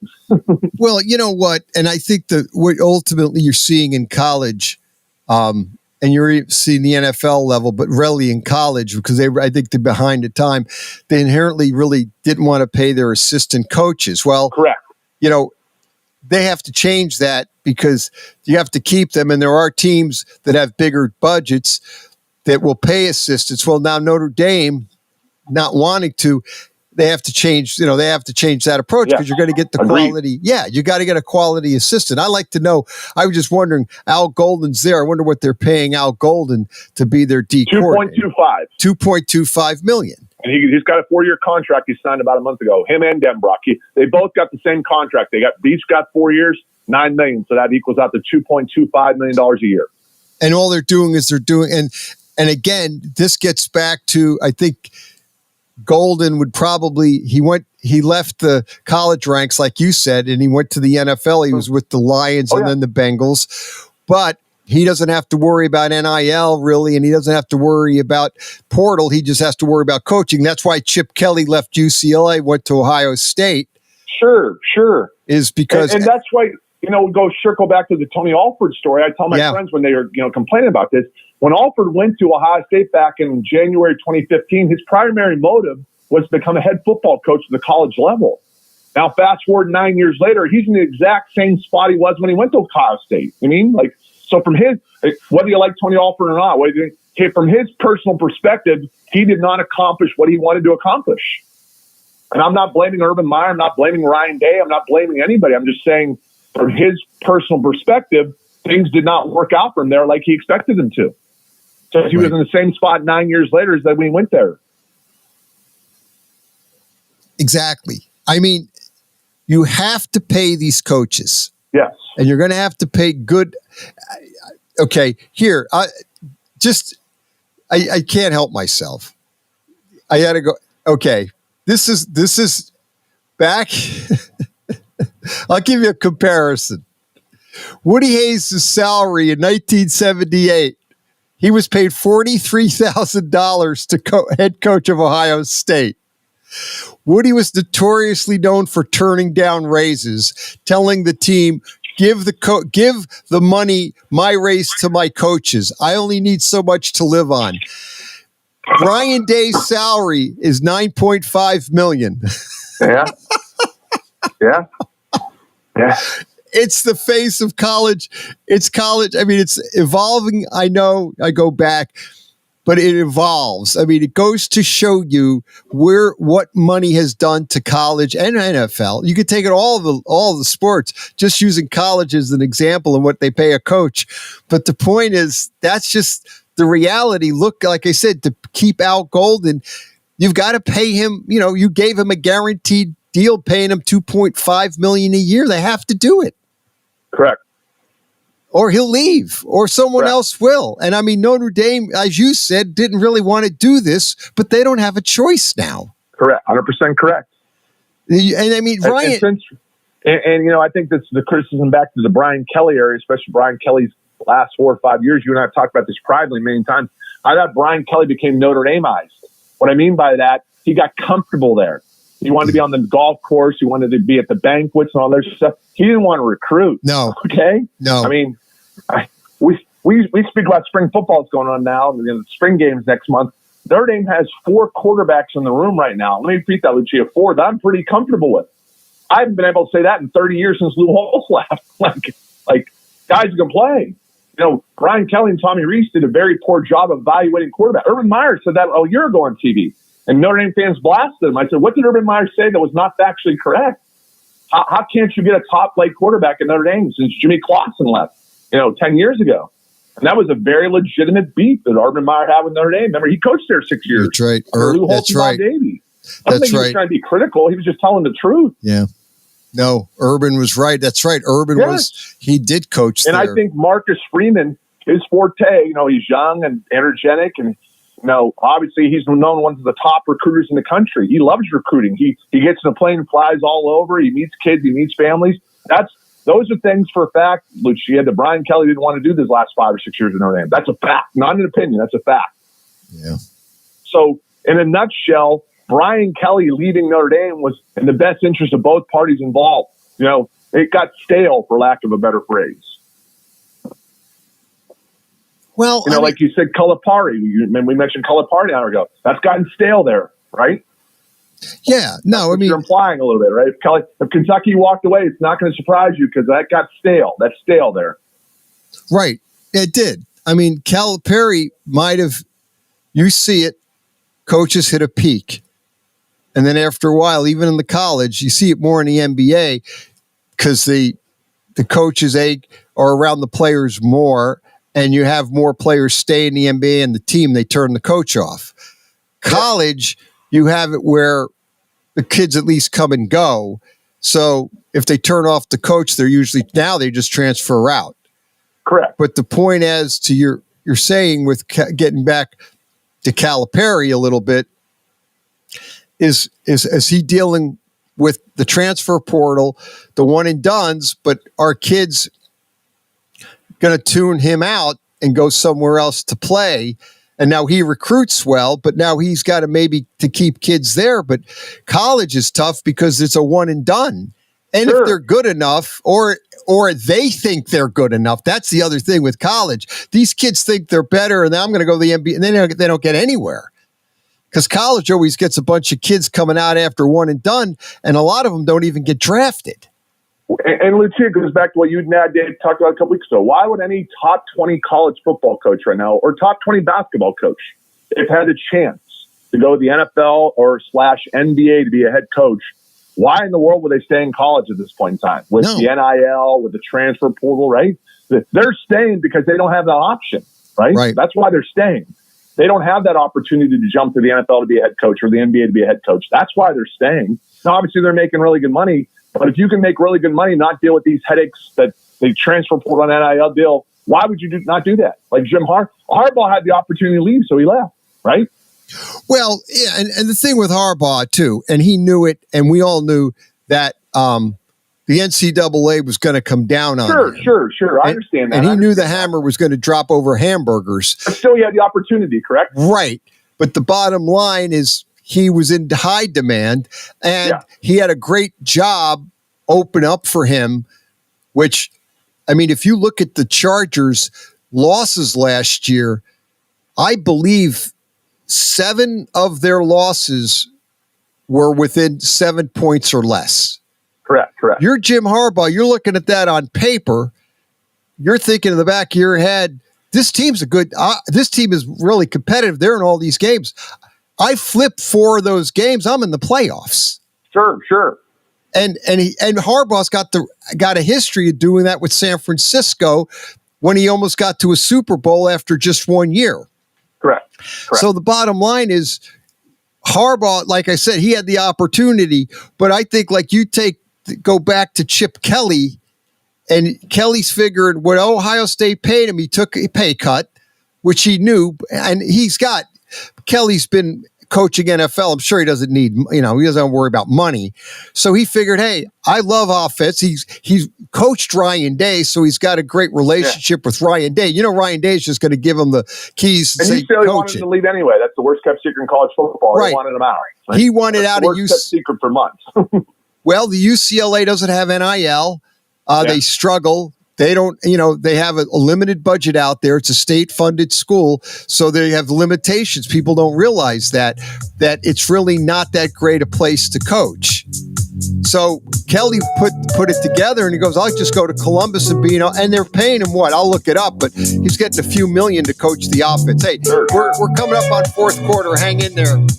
We'll be right back after a quick timeout. Western Reserve Radio, Saturday Morning Sports Page.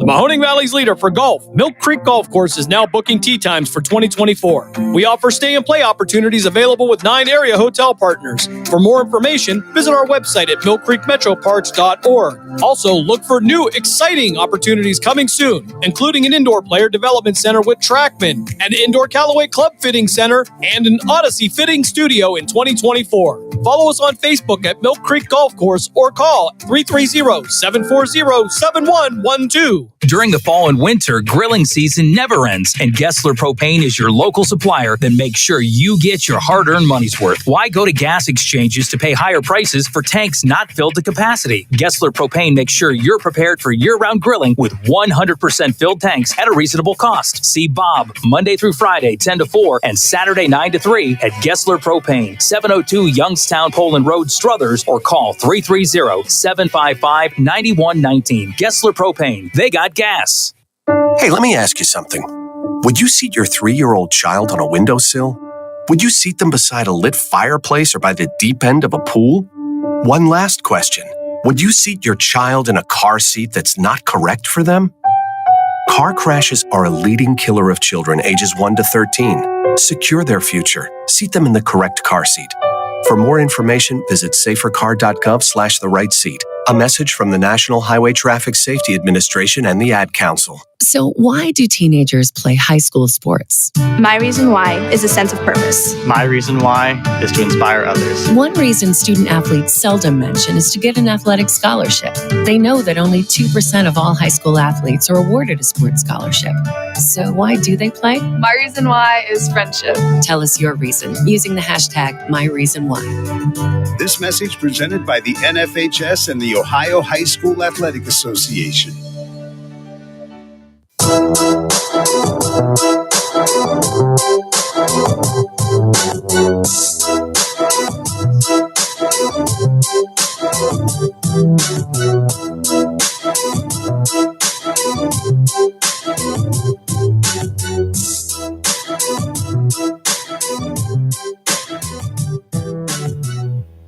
Saturday Morning Sports Page coming right back at you. Irish Mike. You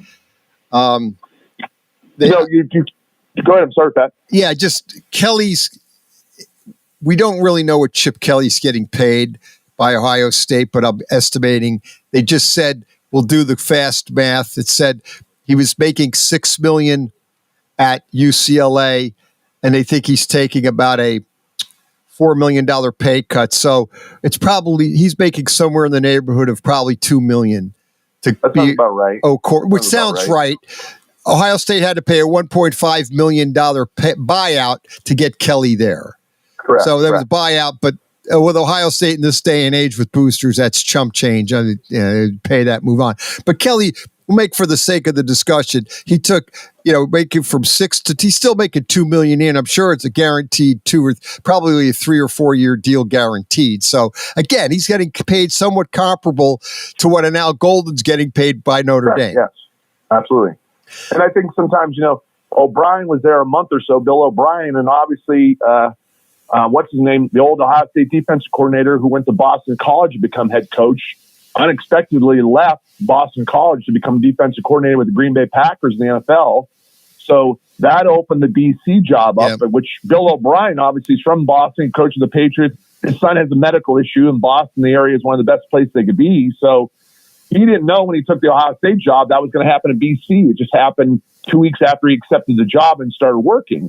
So, the fact that he was only in Columbus like 32 days, but sometimes that happens, all about timing. So, but it doesn't compare to, I don't know if you saw this story earlier this week, Pat, but Caden Proctor, offensive tackle, freshman. He was a freshman All-American in Alabama last year. Now, he's born and raised in Iowa. Coming a sophomore year of high school, I think he committed to Iowa. And when he signed after his senior year 2 years ago, he decommitted from Iowa and signed at Alabama. And he started Alabama this past year for 13 games. Right. 14 games at left tackle as a freshman, true freshman. And when the season ended, Saban retired. About 2 weeks later, he announced that he was transferring. He went to the portal and transferred back to the University of Iowa. Well, he just announced earlier this week that he's going back to Alabama. 2 months later. I saw that. Yeah. I saw Proctor. And allegedly he got about $100,000 through an NIL deal for some company organization in Iowa. And allegedly he got a 6-figure NIL deal, and he's going back to Alabama. And a little bird whispered in my ear here, Lucia. I'm going to give you a little on your show here, that some of those kids who left Alabama after Saban retired, because they talked about this a month ago, Alabama's NIL deal was not in the top 15 of other schools in the country. Saban sold them on NFL. Come here, you could develop, you go to the NFL. So when Saban retired, some of those kids bolted because they wanted, quote, better NIL deals than they were getting at Alabama because Saban was gone. Well, I've been told that some of those kids who left Alabama 2 months ago want to come back to Alabama again. Not just Proctor. There's other kids who let it be known, but now they feel like 2 months later that they, quote, made a mistake and they want to come back. And there's nothing stopping them from coming back, Pat, right? None at all. Oh, for the record, the coach was Jeff Hafley, was the coach that left Boston College, head coach at Boston College, to become the defensive coordinator for the Green Bay Packers. He's 44 years old, and he just had a great opportunity, he said, and he wanted to, take advantage of going into the NFL. And now he doesn't have to worry about NIL and transfer portal. And he gets paid, and he'll just coach up and he'll be coaching men, not boys, and don't have to talk kids into staying and any of that. He doesn't have to recruit. He's got the players, and he just gets them in and tells them what they're doing wrong defensively, and work on schemes and a defense. And probably paying wise, Boston College isn't that great at paying. I'm sure he probably came close to matching the salary, but he's got a lot less headaches. I've had conversations with my friends, and of course, I'm wrong all the time, but it wouldn't surprise me if this is Ryan Day's last year in Columbus as head coach at Ohio State.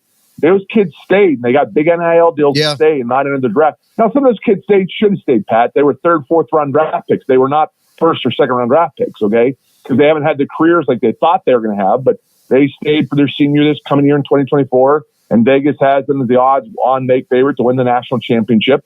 So if Ryan Day wins the national championship next January, on January 20, 2025, he'll be a hot commodity for the NFL, just like Jim Harbaugh was.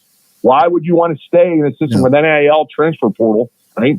I'd say that with any coach. Could be Marcus Freeman. Could be Dabo Sweeney. Could be Lincoln Riley. If you have the opportunity, you have to have the opportunity. If you're not hot, you don't have the opportunity. Okay.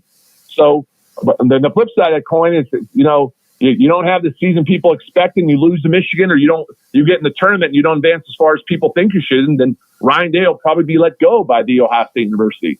So that's why it wouldn't surprise me either way if Ryan Day was not back in 2025, either under a really good circumstance of winning the national title, moving on to the NFL as the head coach, or being let go for not fulfilling expectations the fan base wanted. As you know, and we know, you have a window. Yes. That's only open for so long. And remember a few years ago, Ryan Day's name was being kind of bantered around for the NFL. That was before he lost 3 in a row to Michigan. Correct. Yes. Now, if he would have won that if he would have beat Georgia and won the national title, he probably would have come back up again for the NFL. But the old cliche of strike when the iron's hot, bingo. Correct. If you're a coach like a Ryan Day, that window can shut and it can open up, but that doesn't stay open for long, because as long as you lose, that window shuts very quickly. But it'll open up if you're winning. If you win the national title next year, and all of a sudden the NFL, because the NFL, one thing we know in the NFL, we know there's always going to be turnover at the end of every year. Absolutely. And 7, 8, 9 jobs every year. This past year, I believe there were 8 or 9. I have to go back. I know it was at least 8 jobs were open. There's 32 teams in the NFL. That's a quarter of the teams firing coaches. So, I mean, you look at that and you know that, again, if you're a college coach like you're a Day and you win a title, all of a sudden you become a hot prospect by the NFL. You have to take advantage of it. You got to jump, you got to jump through that window now, because if you don't, and you have one bad season or an average season and you don't win the title, your name's out of the hat. You become an afterthought, like right now. Ryan Day's name never came back up again after he lost a couple games. All of a sudden he lost to Michigan, and then he didn't win the title. He had the advantage, but the opportunity. But the point is that window is a funny window because it closes real quick and it can open up, but it can open up real quick and close real quick. I mean, you go back 2 or 3 years ago, then wasn't Dabo Sweeney's a hot name with some NFL teams, right? Dabo Sweeney's name's it's not as hot as it was 2 or 3 years ago. No, there's no NFL team looking at Dabo Sweeney right now. No. And that's my point. Right. Jim Harbaugh, I understand there's NCAA looming over me. I get all that. I get it. But he had the opportunity, okay? Just like Pete Carroll had the opportunity to leave because of their success on the field. Yep. And I know it's about W's and X's. It had nothing to do with all that other monkey business off the field that most NFL executives could care less about. You know that, and I know that. They don't care, right? They don't care. Those executives are not good, right? No, they could care less. No. You bought them a hamburger at a diner. They care less about that. They don't, The only NFL executives want to know is, can he come in here and win games? And that's it. Correct. Point blank in the store. Yeah, blanket. I want a guy, and based on Harbaugh's history, what really helped Harbaugh a lot is the fact that he was a very successful coach with the 49ers, got him to a Super Bowl with Colin Kaepernick as your quarterback. I mean, again, here's a guy overachieved on a lot of levels with the NFL team. And again, he did very good. Almost won the Super Bowl, except for the lights going out against his brother Baltimore. But the point on it is Harbaugh's got a great resume with showing that he could turn a team around in a year. Sure. So he wins the national title at Michigan. Now, right then and there. And the Chargers basically have a great team, or felt like they have a great team. 3 straight Big Ten titles and getting Michigan 3 straight Final Fours, right? Right. So he became, and he was every year he was courting the NFL anyway, because he had interviewed with the Vikings the year before. I don't know. He had the job. Supposedly he had the job or didn't want the job. I don't, you get conflicting stories of it was never offered. He says it was offered, they didn't want it. Who really knows what happened there? But he was going to be there every year. He was looking at the NFL, and he just got the best. To me, he took the best job in the NFL. Great, because they have a young starting quarterback. Yes. That you're going to have him for the next 7-8 years. Yes, he's long-term contract. He got, to your point, maybe the best quarterback or one of the best quarterbacks, young quarterbacks in the NFL. He's definitely in the top 5, I would say. Hey, Pat, I want to ask you while I'm thinking about it, just dawned on me. We had our conversation last week on the show, and about 7 o'clock last Saturday night, the big news hit, and I want to get your thoughts on it. But Justin Field is now a Pittsburgh Steeler. What's your thoughts on both Russell Wilson and Justin Fields being in Pittsburgh now? Yes, good point. Yeah, I wanted to get to that. That's excellent. Yeah. Obviously, Pittsburgh upgraded their quarterback. They lost, they were good. And, you and I know Kenny Pickett was pretty much done in the regular season when he was healthy to play, and they kept Mason Rudolph on the field and kept Kenny Pickett on the sideline. We know that his days in Pittsburgh were numbered. I know they're trying to say, well, he wanted to play. No, he was done. When they didn't play him, he was finished. They were moving on from him. Russell Wilson plopped into their lap, $1.2 million. And then the Justin Fields thing, the market just totally dropped on Justin Fields. Yeah. It fell out, and I was just surprised. But if you're Pittsburgh, you got to figure, I know they're saying Russell Wilson's the starter, but you and I both know that as soon as Russell Wilson starts to, if he has a bad game here and there, Justin Fields is going to play. Now, you talking about the market dropping out, you watch all these shows, ESPN, Fox, they have all these NFL front office people who do TV now, TV spots, and one of them said that he believed because a week earlier, Mac Jones got traded for a 6th-round draft pick to the Jacksonville Jaguars by the Patriots. That instantly dropped. Also, executives look at that stuff and say, "Look what they got for Mac Jones." Right? Like, I'm not giving a 3rd-round draft pick up for Justin Fields now. No, they could get the best thing for if he plays. That hurt Justin Fields' market. What happened to Mac Jones? Whether he liked it or not, so to speak, or whether the Bears organization liked it or not. When Kirk Cousins signed with Atlanta, that just put a wrench in everything. Agreed. That set that whole market askew. That went askew. That went nuts. So the Falcons front office preferred Kirk Cousins over Justin Fields, is what you're saying. Bingo.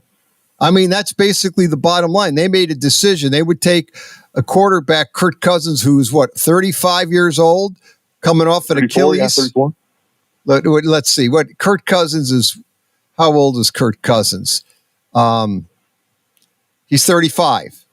35, okay. He will be 36 in August. So Kirk Cousins will be 36 years old before the start of this season. Gotcha. He's coming off an Achilles tear. Atlanta made the decision, and they gave him a boatload of money, which you have to do. And 4-year contract. A 4-year deal. They gave him a lot of money. He's basically going to be 36 years old. When the season starts, he will be that old, and they gave him a boatload of money, but they made a decision, bottom line, that's what they had to do. And they would rather take him than Justin Fields because we know, I guess they would have probably had to given up a 2nd or 3rd rounder to get Justin Fields, and they would rather sign Kirk Cousins. The record is a 4-year, $180 million contract, has a $50 million signing bonus, is his deal. Yeah. So bottom line is they made that decision, but that turned the whole market. That whole market just went wild because now all of a sudden, bottom line is Justin Fields. They got, if he plays in 51% of the games, that becomes a 4th-round pick.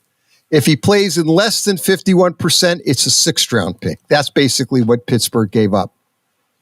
And that's in 2025, not 2024, right?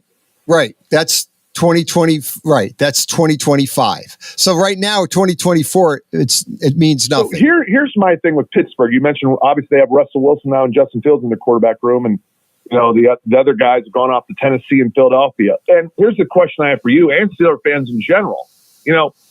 on your show for years, me, you, and Dave talked about how many starts does a guy need in the NFL to fairly and objectively evaluate them? And I always thought, Pat, it was between 20 and 25 starts. You know what I mean? That's a good year to year and a half to see what you have or don't have. You know what I mean? So 25 starts puts you in a year and a half, maybe even pushing 30. Right. Okay. So Justin Fields has been in the NFL now for 3 years with the Bears, and he started 40 games. Yep. Now, Pittsburgh is saying, quote, there's no quarterback competition, Mike Tomlin, that Russell Wilson's our starter and that Justin Fields is our backup quarterback in 2024. And I realize they're only paying $4.8 million in quarterbacks this year. Yeah. Fields is owed $3 million because of signing both the Bears game a couple years back. And Wilson signed for the league minimum, like 1.5 or 1.6 million, whatever it is. But exactly. So here's the point. Justin Fields is going into year number 4 in the NFL. You do what they're doing with rookie quarterbacks or second-year guys. You give them a clipboard and a baseball cap and say, learn from a veteran. Right. You really don't do that with a guy entering his 4th year in the NFL. I'm very surprised this was not a competition training camp in late July and August. I'm very surprised by that. Well, that's kind of what I guess my approach is this. Russell Wilson he's getting older, a little long in the tooth. Yeah. I'm not buying the whole fact that it's his job. I know that's what they're telling us. I get it. But I really think that if Justin Fields goes into that camp and he outperforms Russell Wilson, they'll give that job to Fields. I believe that. I could be dead wrong, but I think they're not going to kick the most. Would you say the highest they can give up is a 4th-round draft pick in 2025? That's the highest it could be. Yeah, right? That's nothing. And if you find your starting quarterback for the next 5 or 6 years, it'd be well worth the 4th-round draft pick. Exactly, 100% right. Not even close. Russell Wilson is 35 years old. He turns 36 in November. So he's as old as he and Kirk Cousins are about roughly the same age. That's what he said. Here's a guy that started 40 NFL games. It's not like he sat on the bench for the Bears. So to make those comments and say he's our backup and we're going to give him a baseball cap and a clipboard and learn off a veteran, I'm like, well, what? And here's the other thing people don't know. Got this out of Pittsburgh radio. Next year in 2025, I believe, if I'm correct, this is according to Pittsburgh radio station, Justin Fields is owed like $28 million.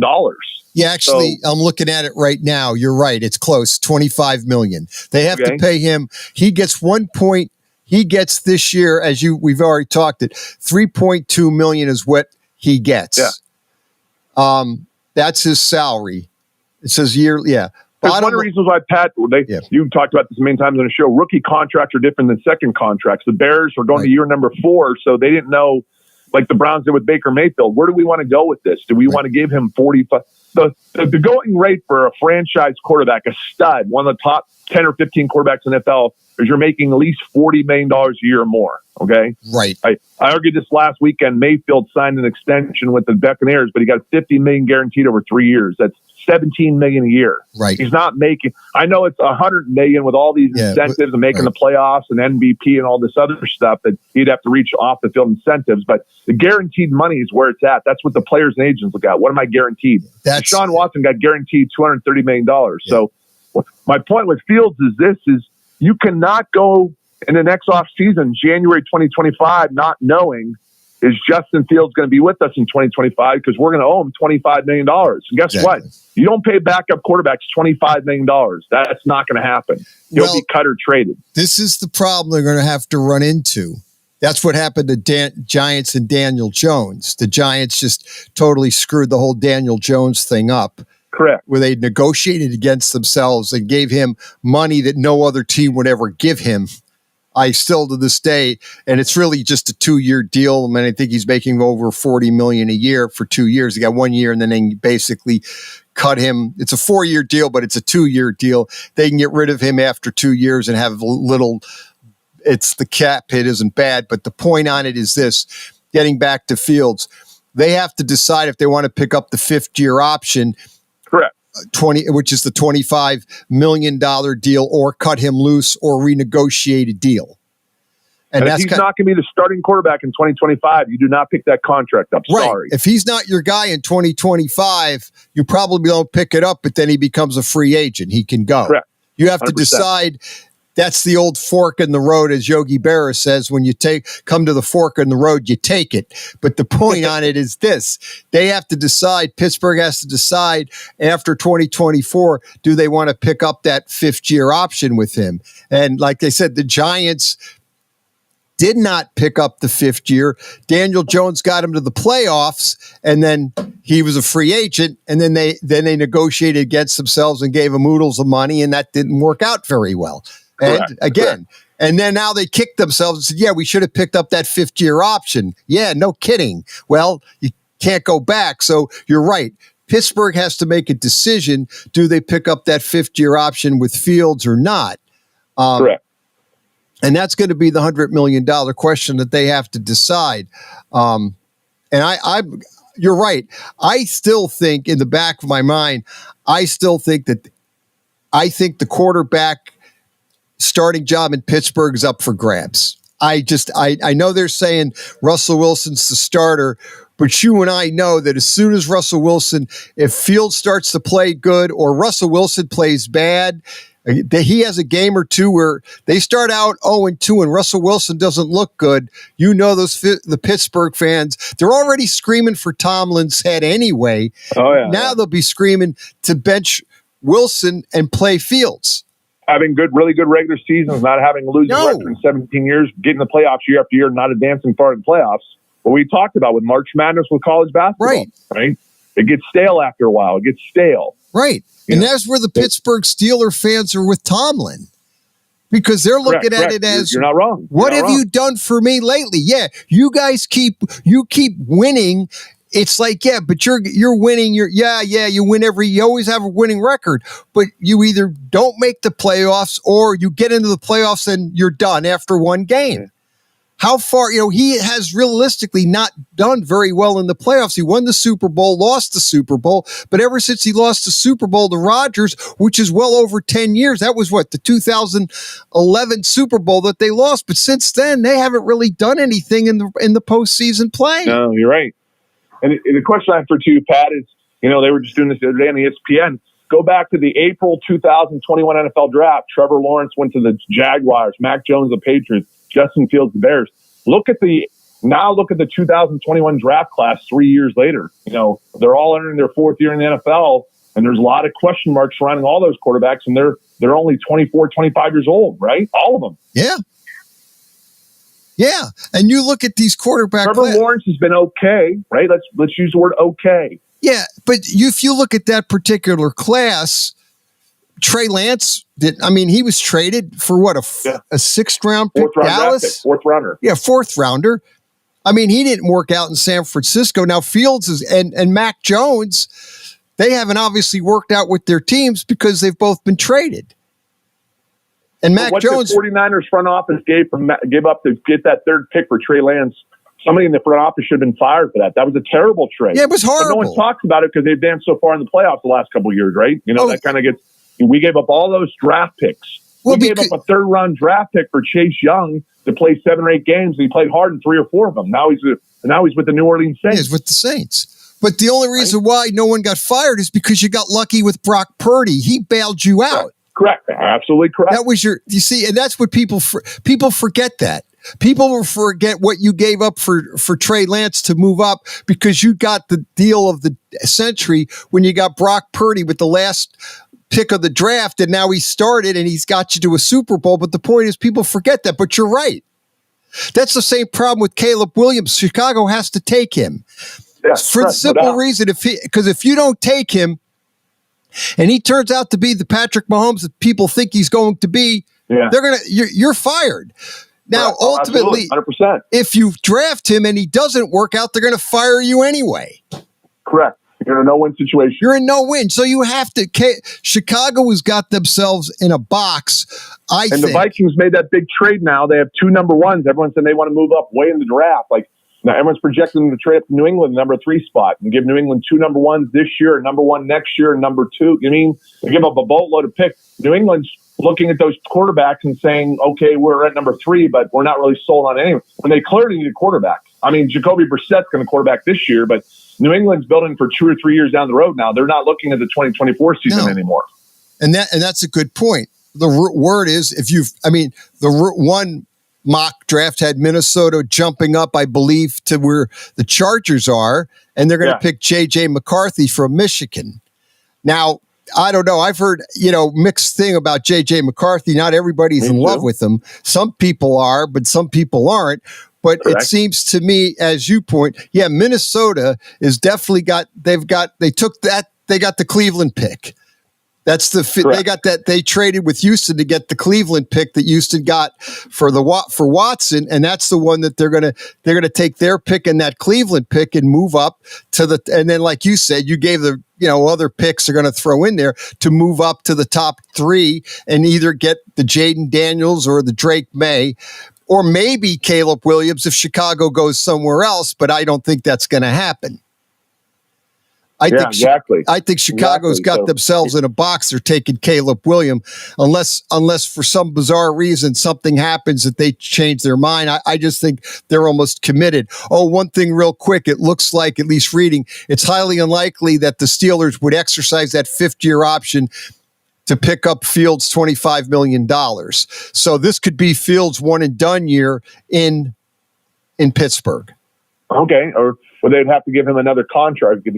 Could they renegotiate? Yeah, I guess they want to give you a long-term deal. I think that's kind of what the Packers did with Jordan Love, where they said to him, "We now they have to pay him. Now they got to give him a contract." But I believe that's what they did. Is they didn't pick up the 5th year and negotiated a contract. Pittsburgh might do that. Is they'll renegotiate another contract with Fields and not pick up that option. Irish Mike. Pat, thank you so much for having me on the show, buddy. Thank you for doing the show. Bailing me out, buddy. Thank you again. I'm Pat Lucia, Saturday Morning Sports Page. Stay safe. Do not drink. Do not drive. Get a designated driver and buckle up. Stay safe out there. Saturday Morning Sports Page.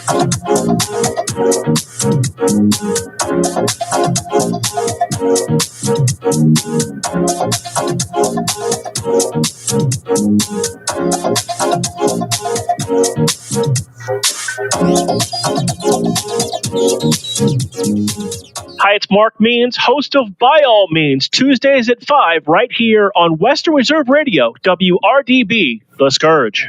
Hamilton was adopted from a rescue in 2008.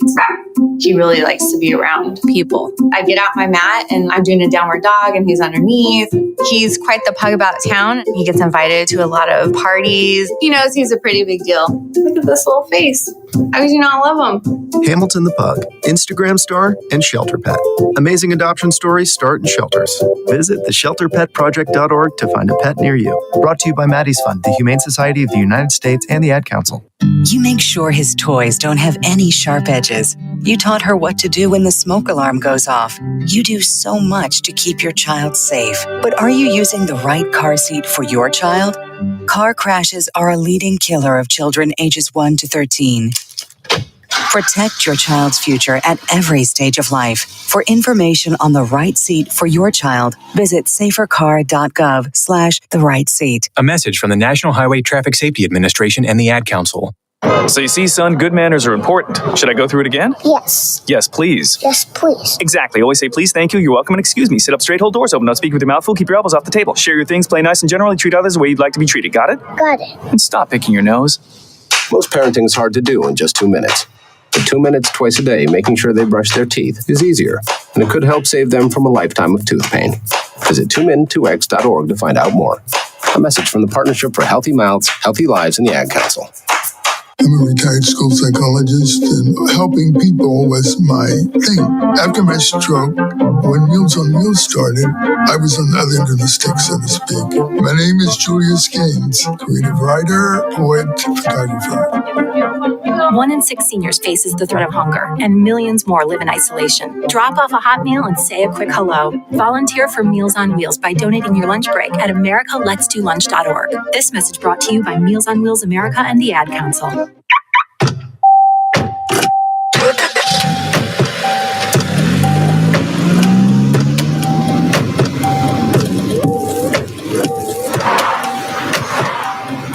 driving has a rhythm all its own. Don't wreck it with a text. Before you get behind the wheel, silence your phone.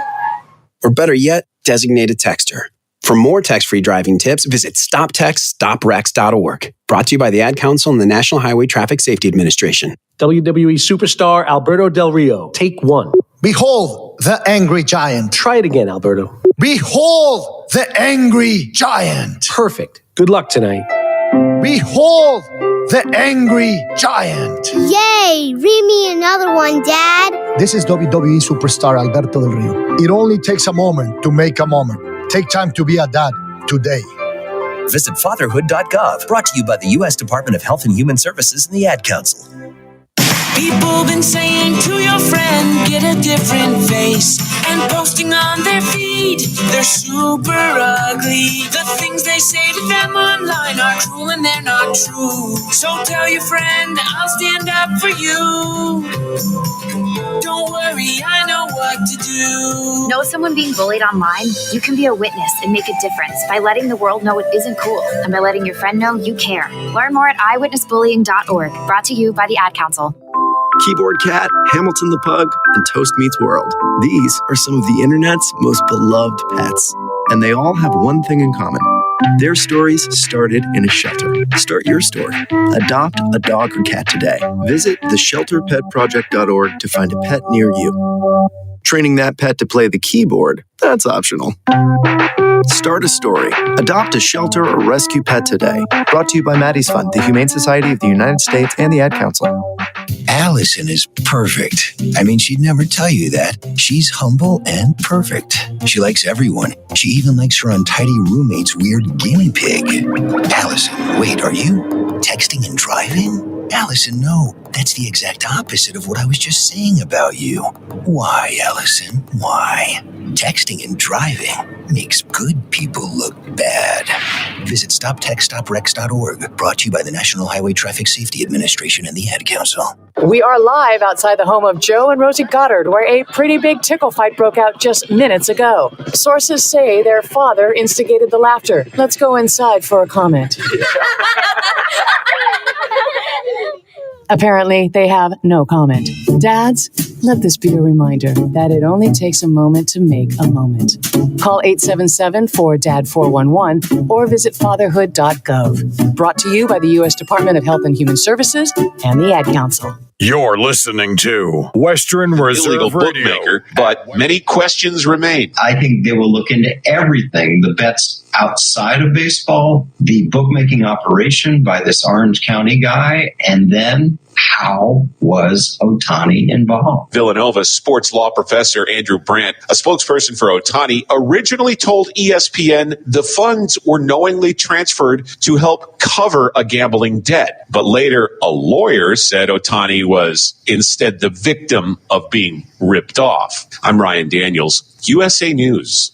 Do you have a story to tell? Bring your story to life with audiobooks. Great stories deserve great storytelling. Audiobook Network provides professional voice actors and full production services for every author's manuscript. From narration, production, and editing to distribution, promotion, and sales, Audiobook Network handles everything. If you have a print book, ebook, or even a manuscript, call Audiobook Network now and get our free audio.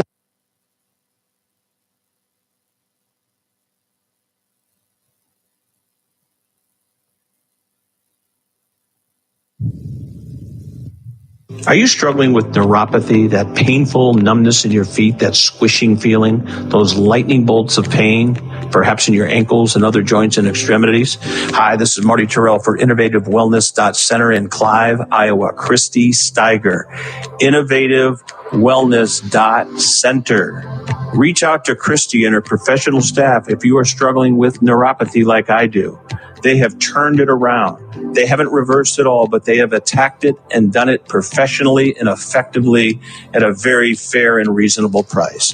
Avoid the $49 come-on ads in the chiropractic industry. They do not work. And in the end, you'll spend thousands of dollars chasing what is virtually impossible to reverse. Innovative Wellness Center. Elevate your well-being. Give them a call at 515-355-3200. Innovative Wellness Center.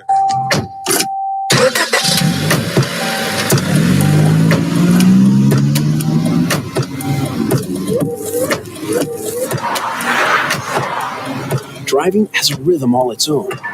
Don't wreck it with a text. Before you get behind the wheel, silence your phone.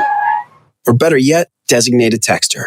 For more text-free driving tips, visit stoptextstoprex.org. Brought to you by the Ad Council and the National Highway Traffic Safety Administration. The Mahoning Valley's leader for golf, Milk Creek Golf Course, is now booking tee times for 2024. We offer stay and play opportunities available with 9 area hotel partners. For more information, visit our website at millcreekmetroparks.org. Also, look for new, exciting opportunities coming soon, including an indoor player development center with Trackman, an indoor Callaway Club Fitting Center, and an Odyssey Fitting Studio in 2024. Follow us on Facebook at Milk Creek Golf Course or call 330-740-7112.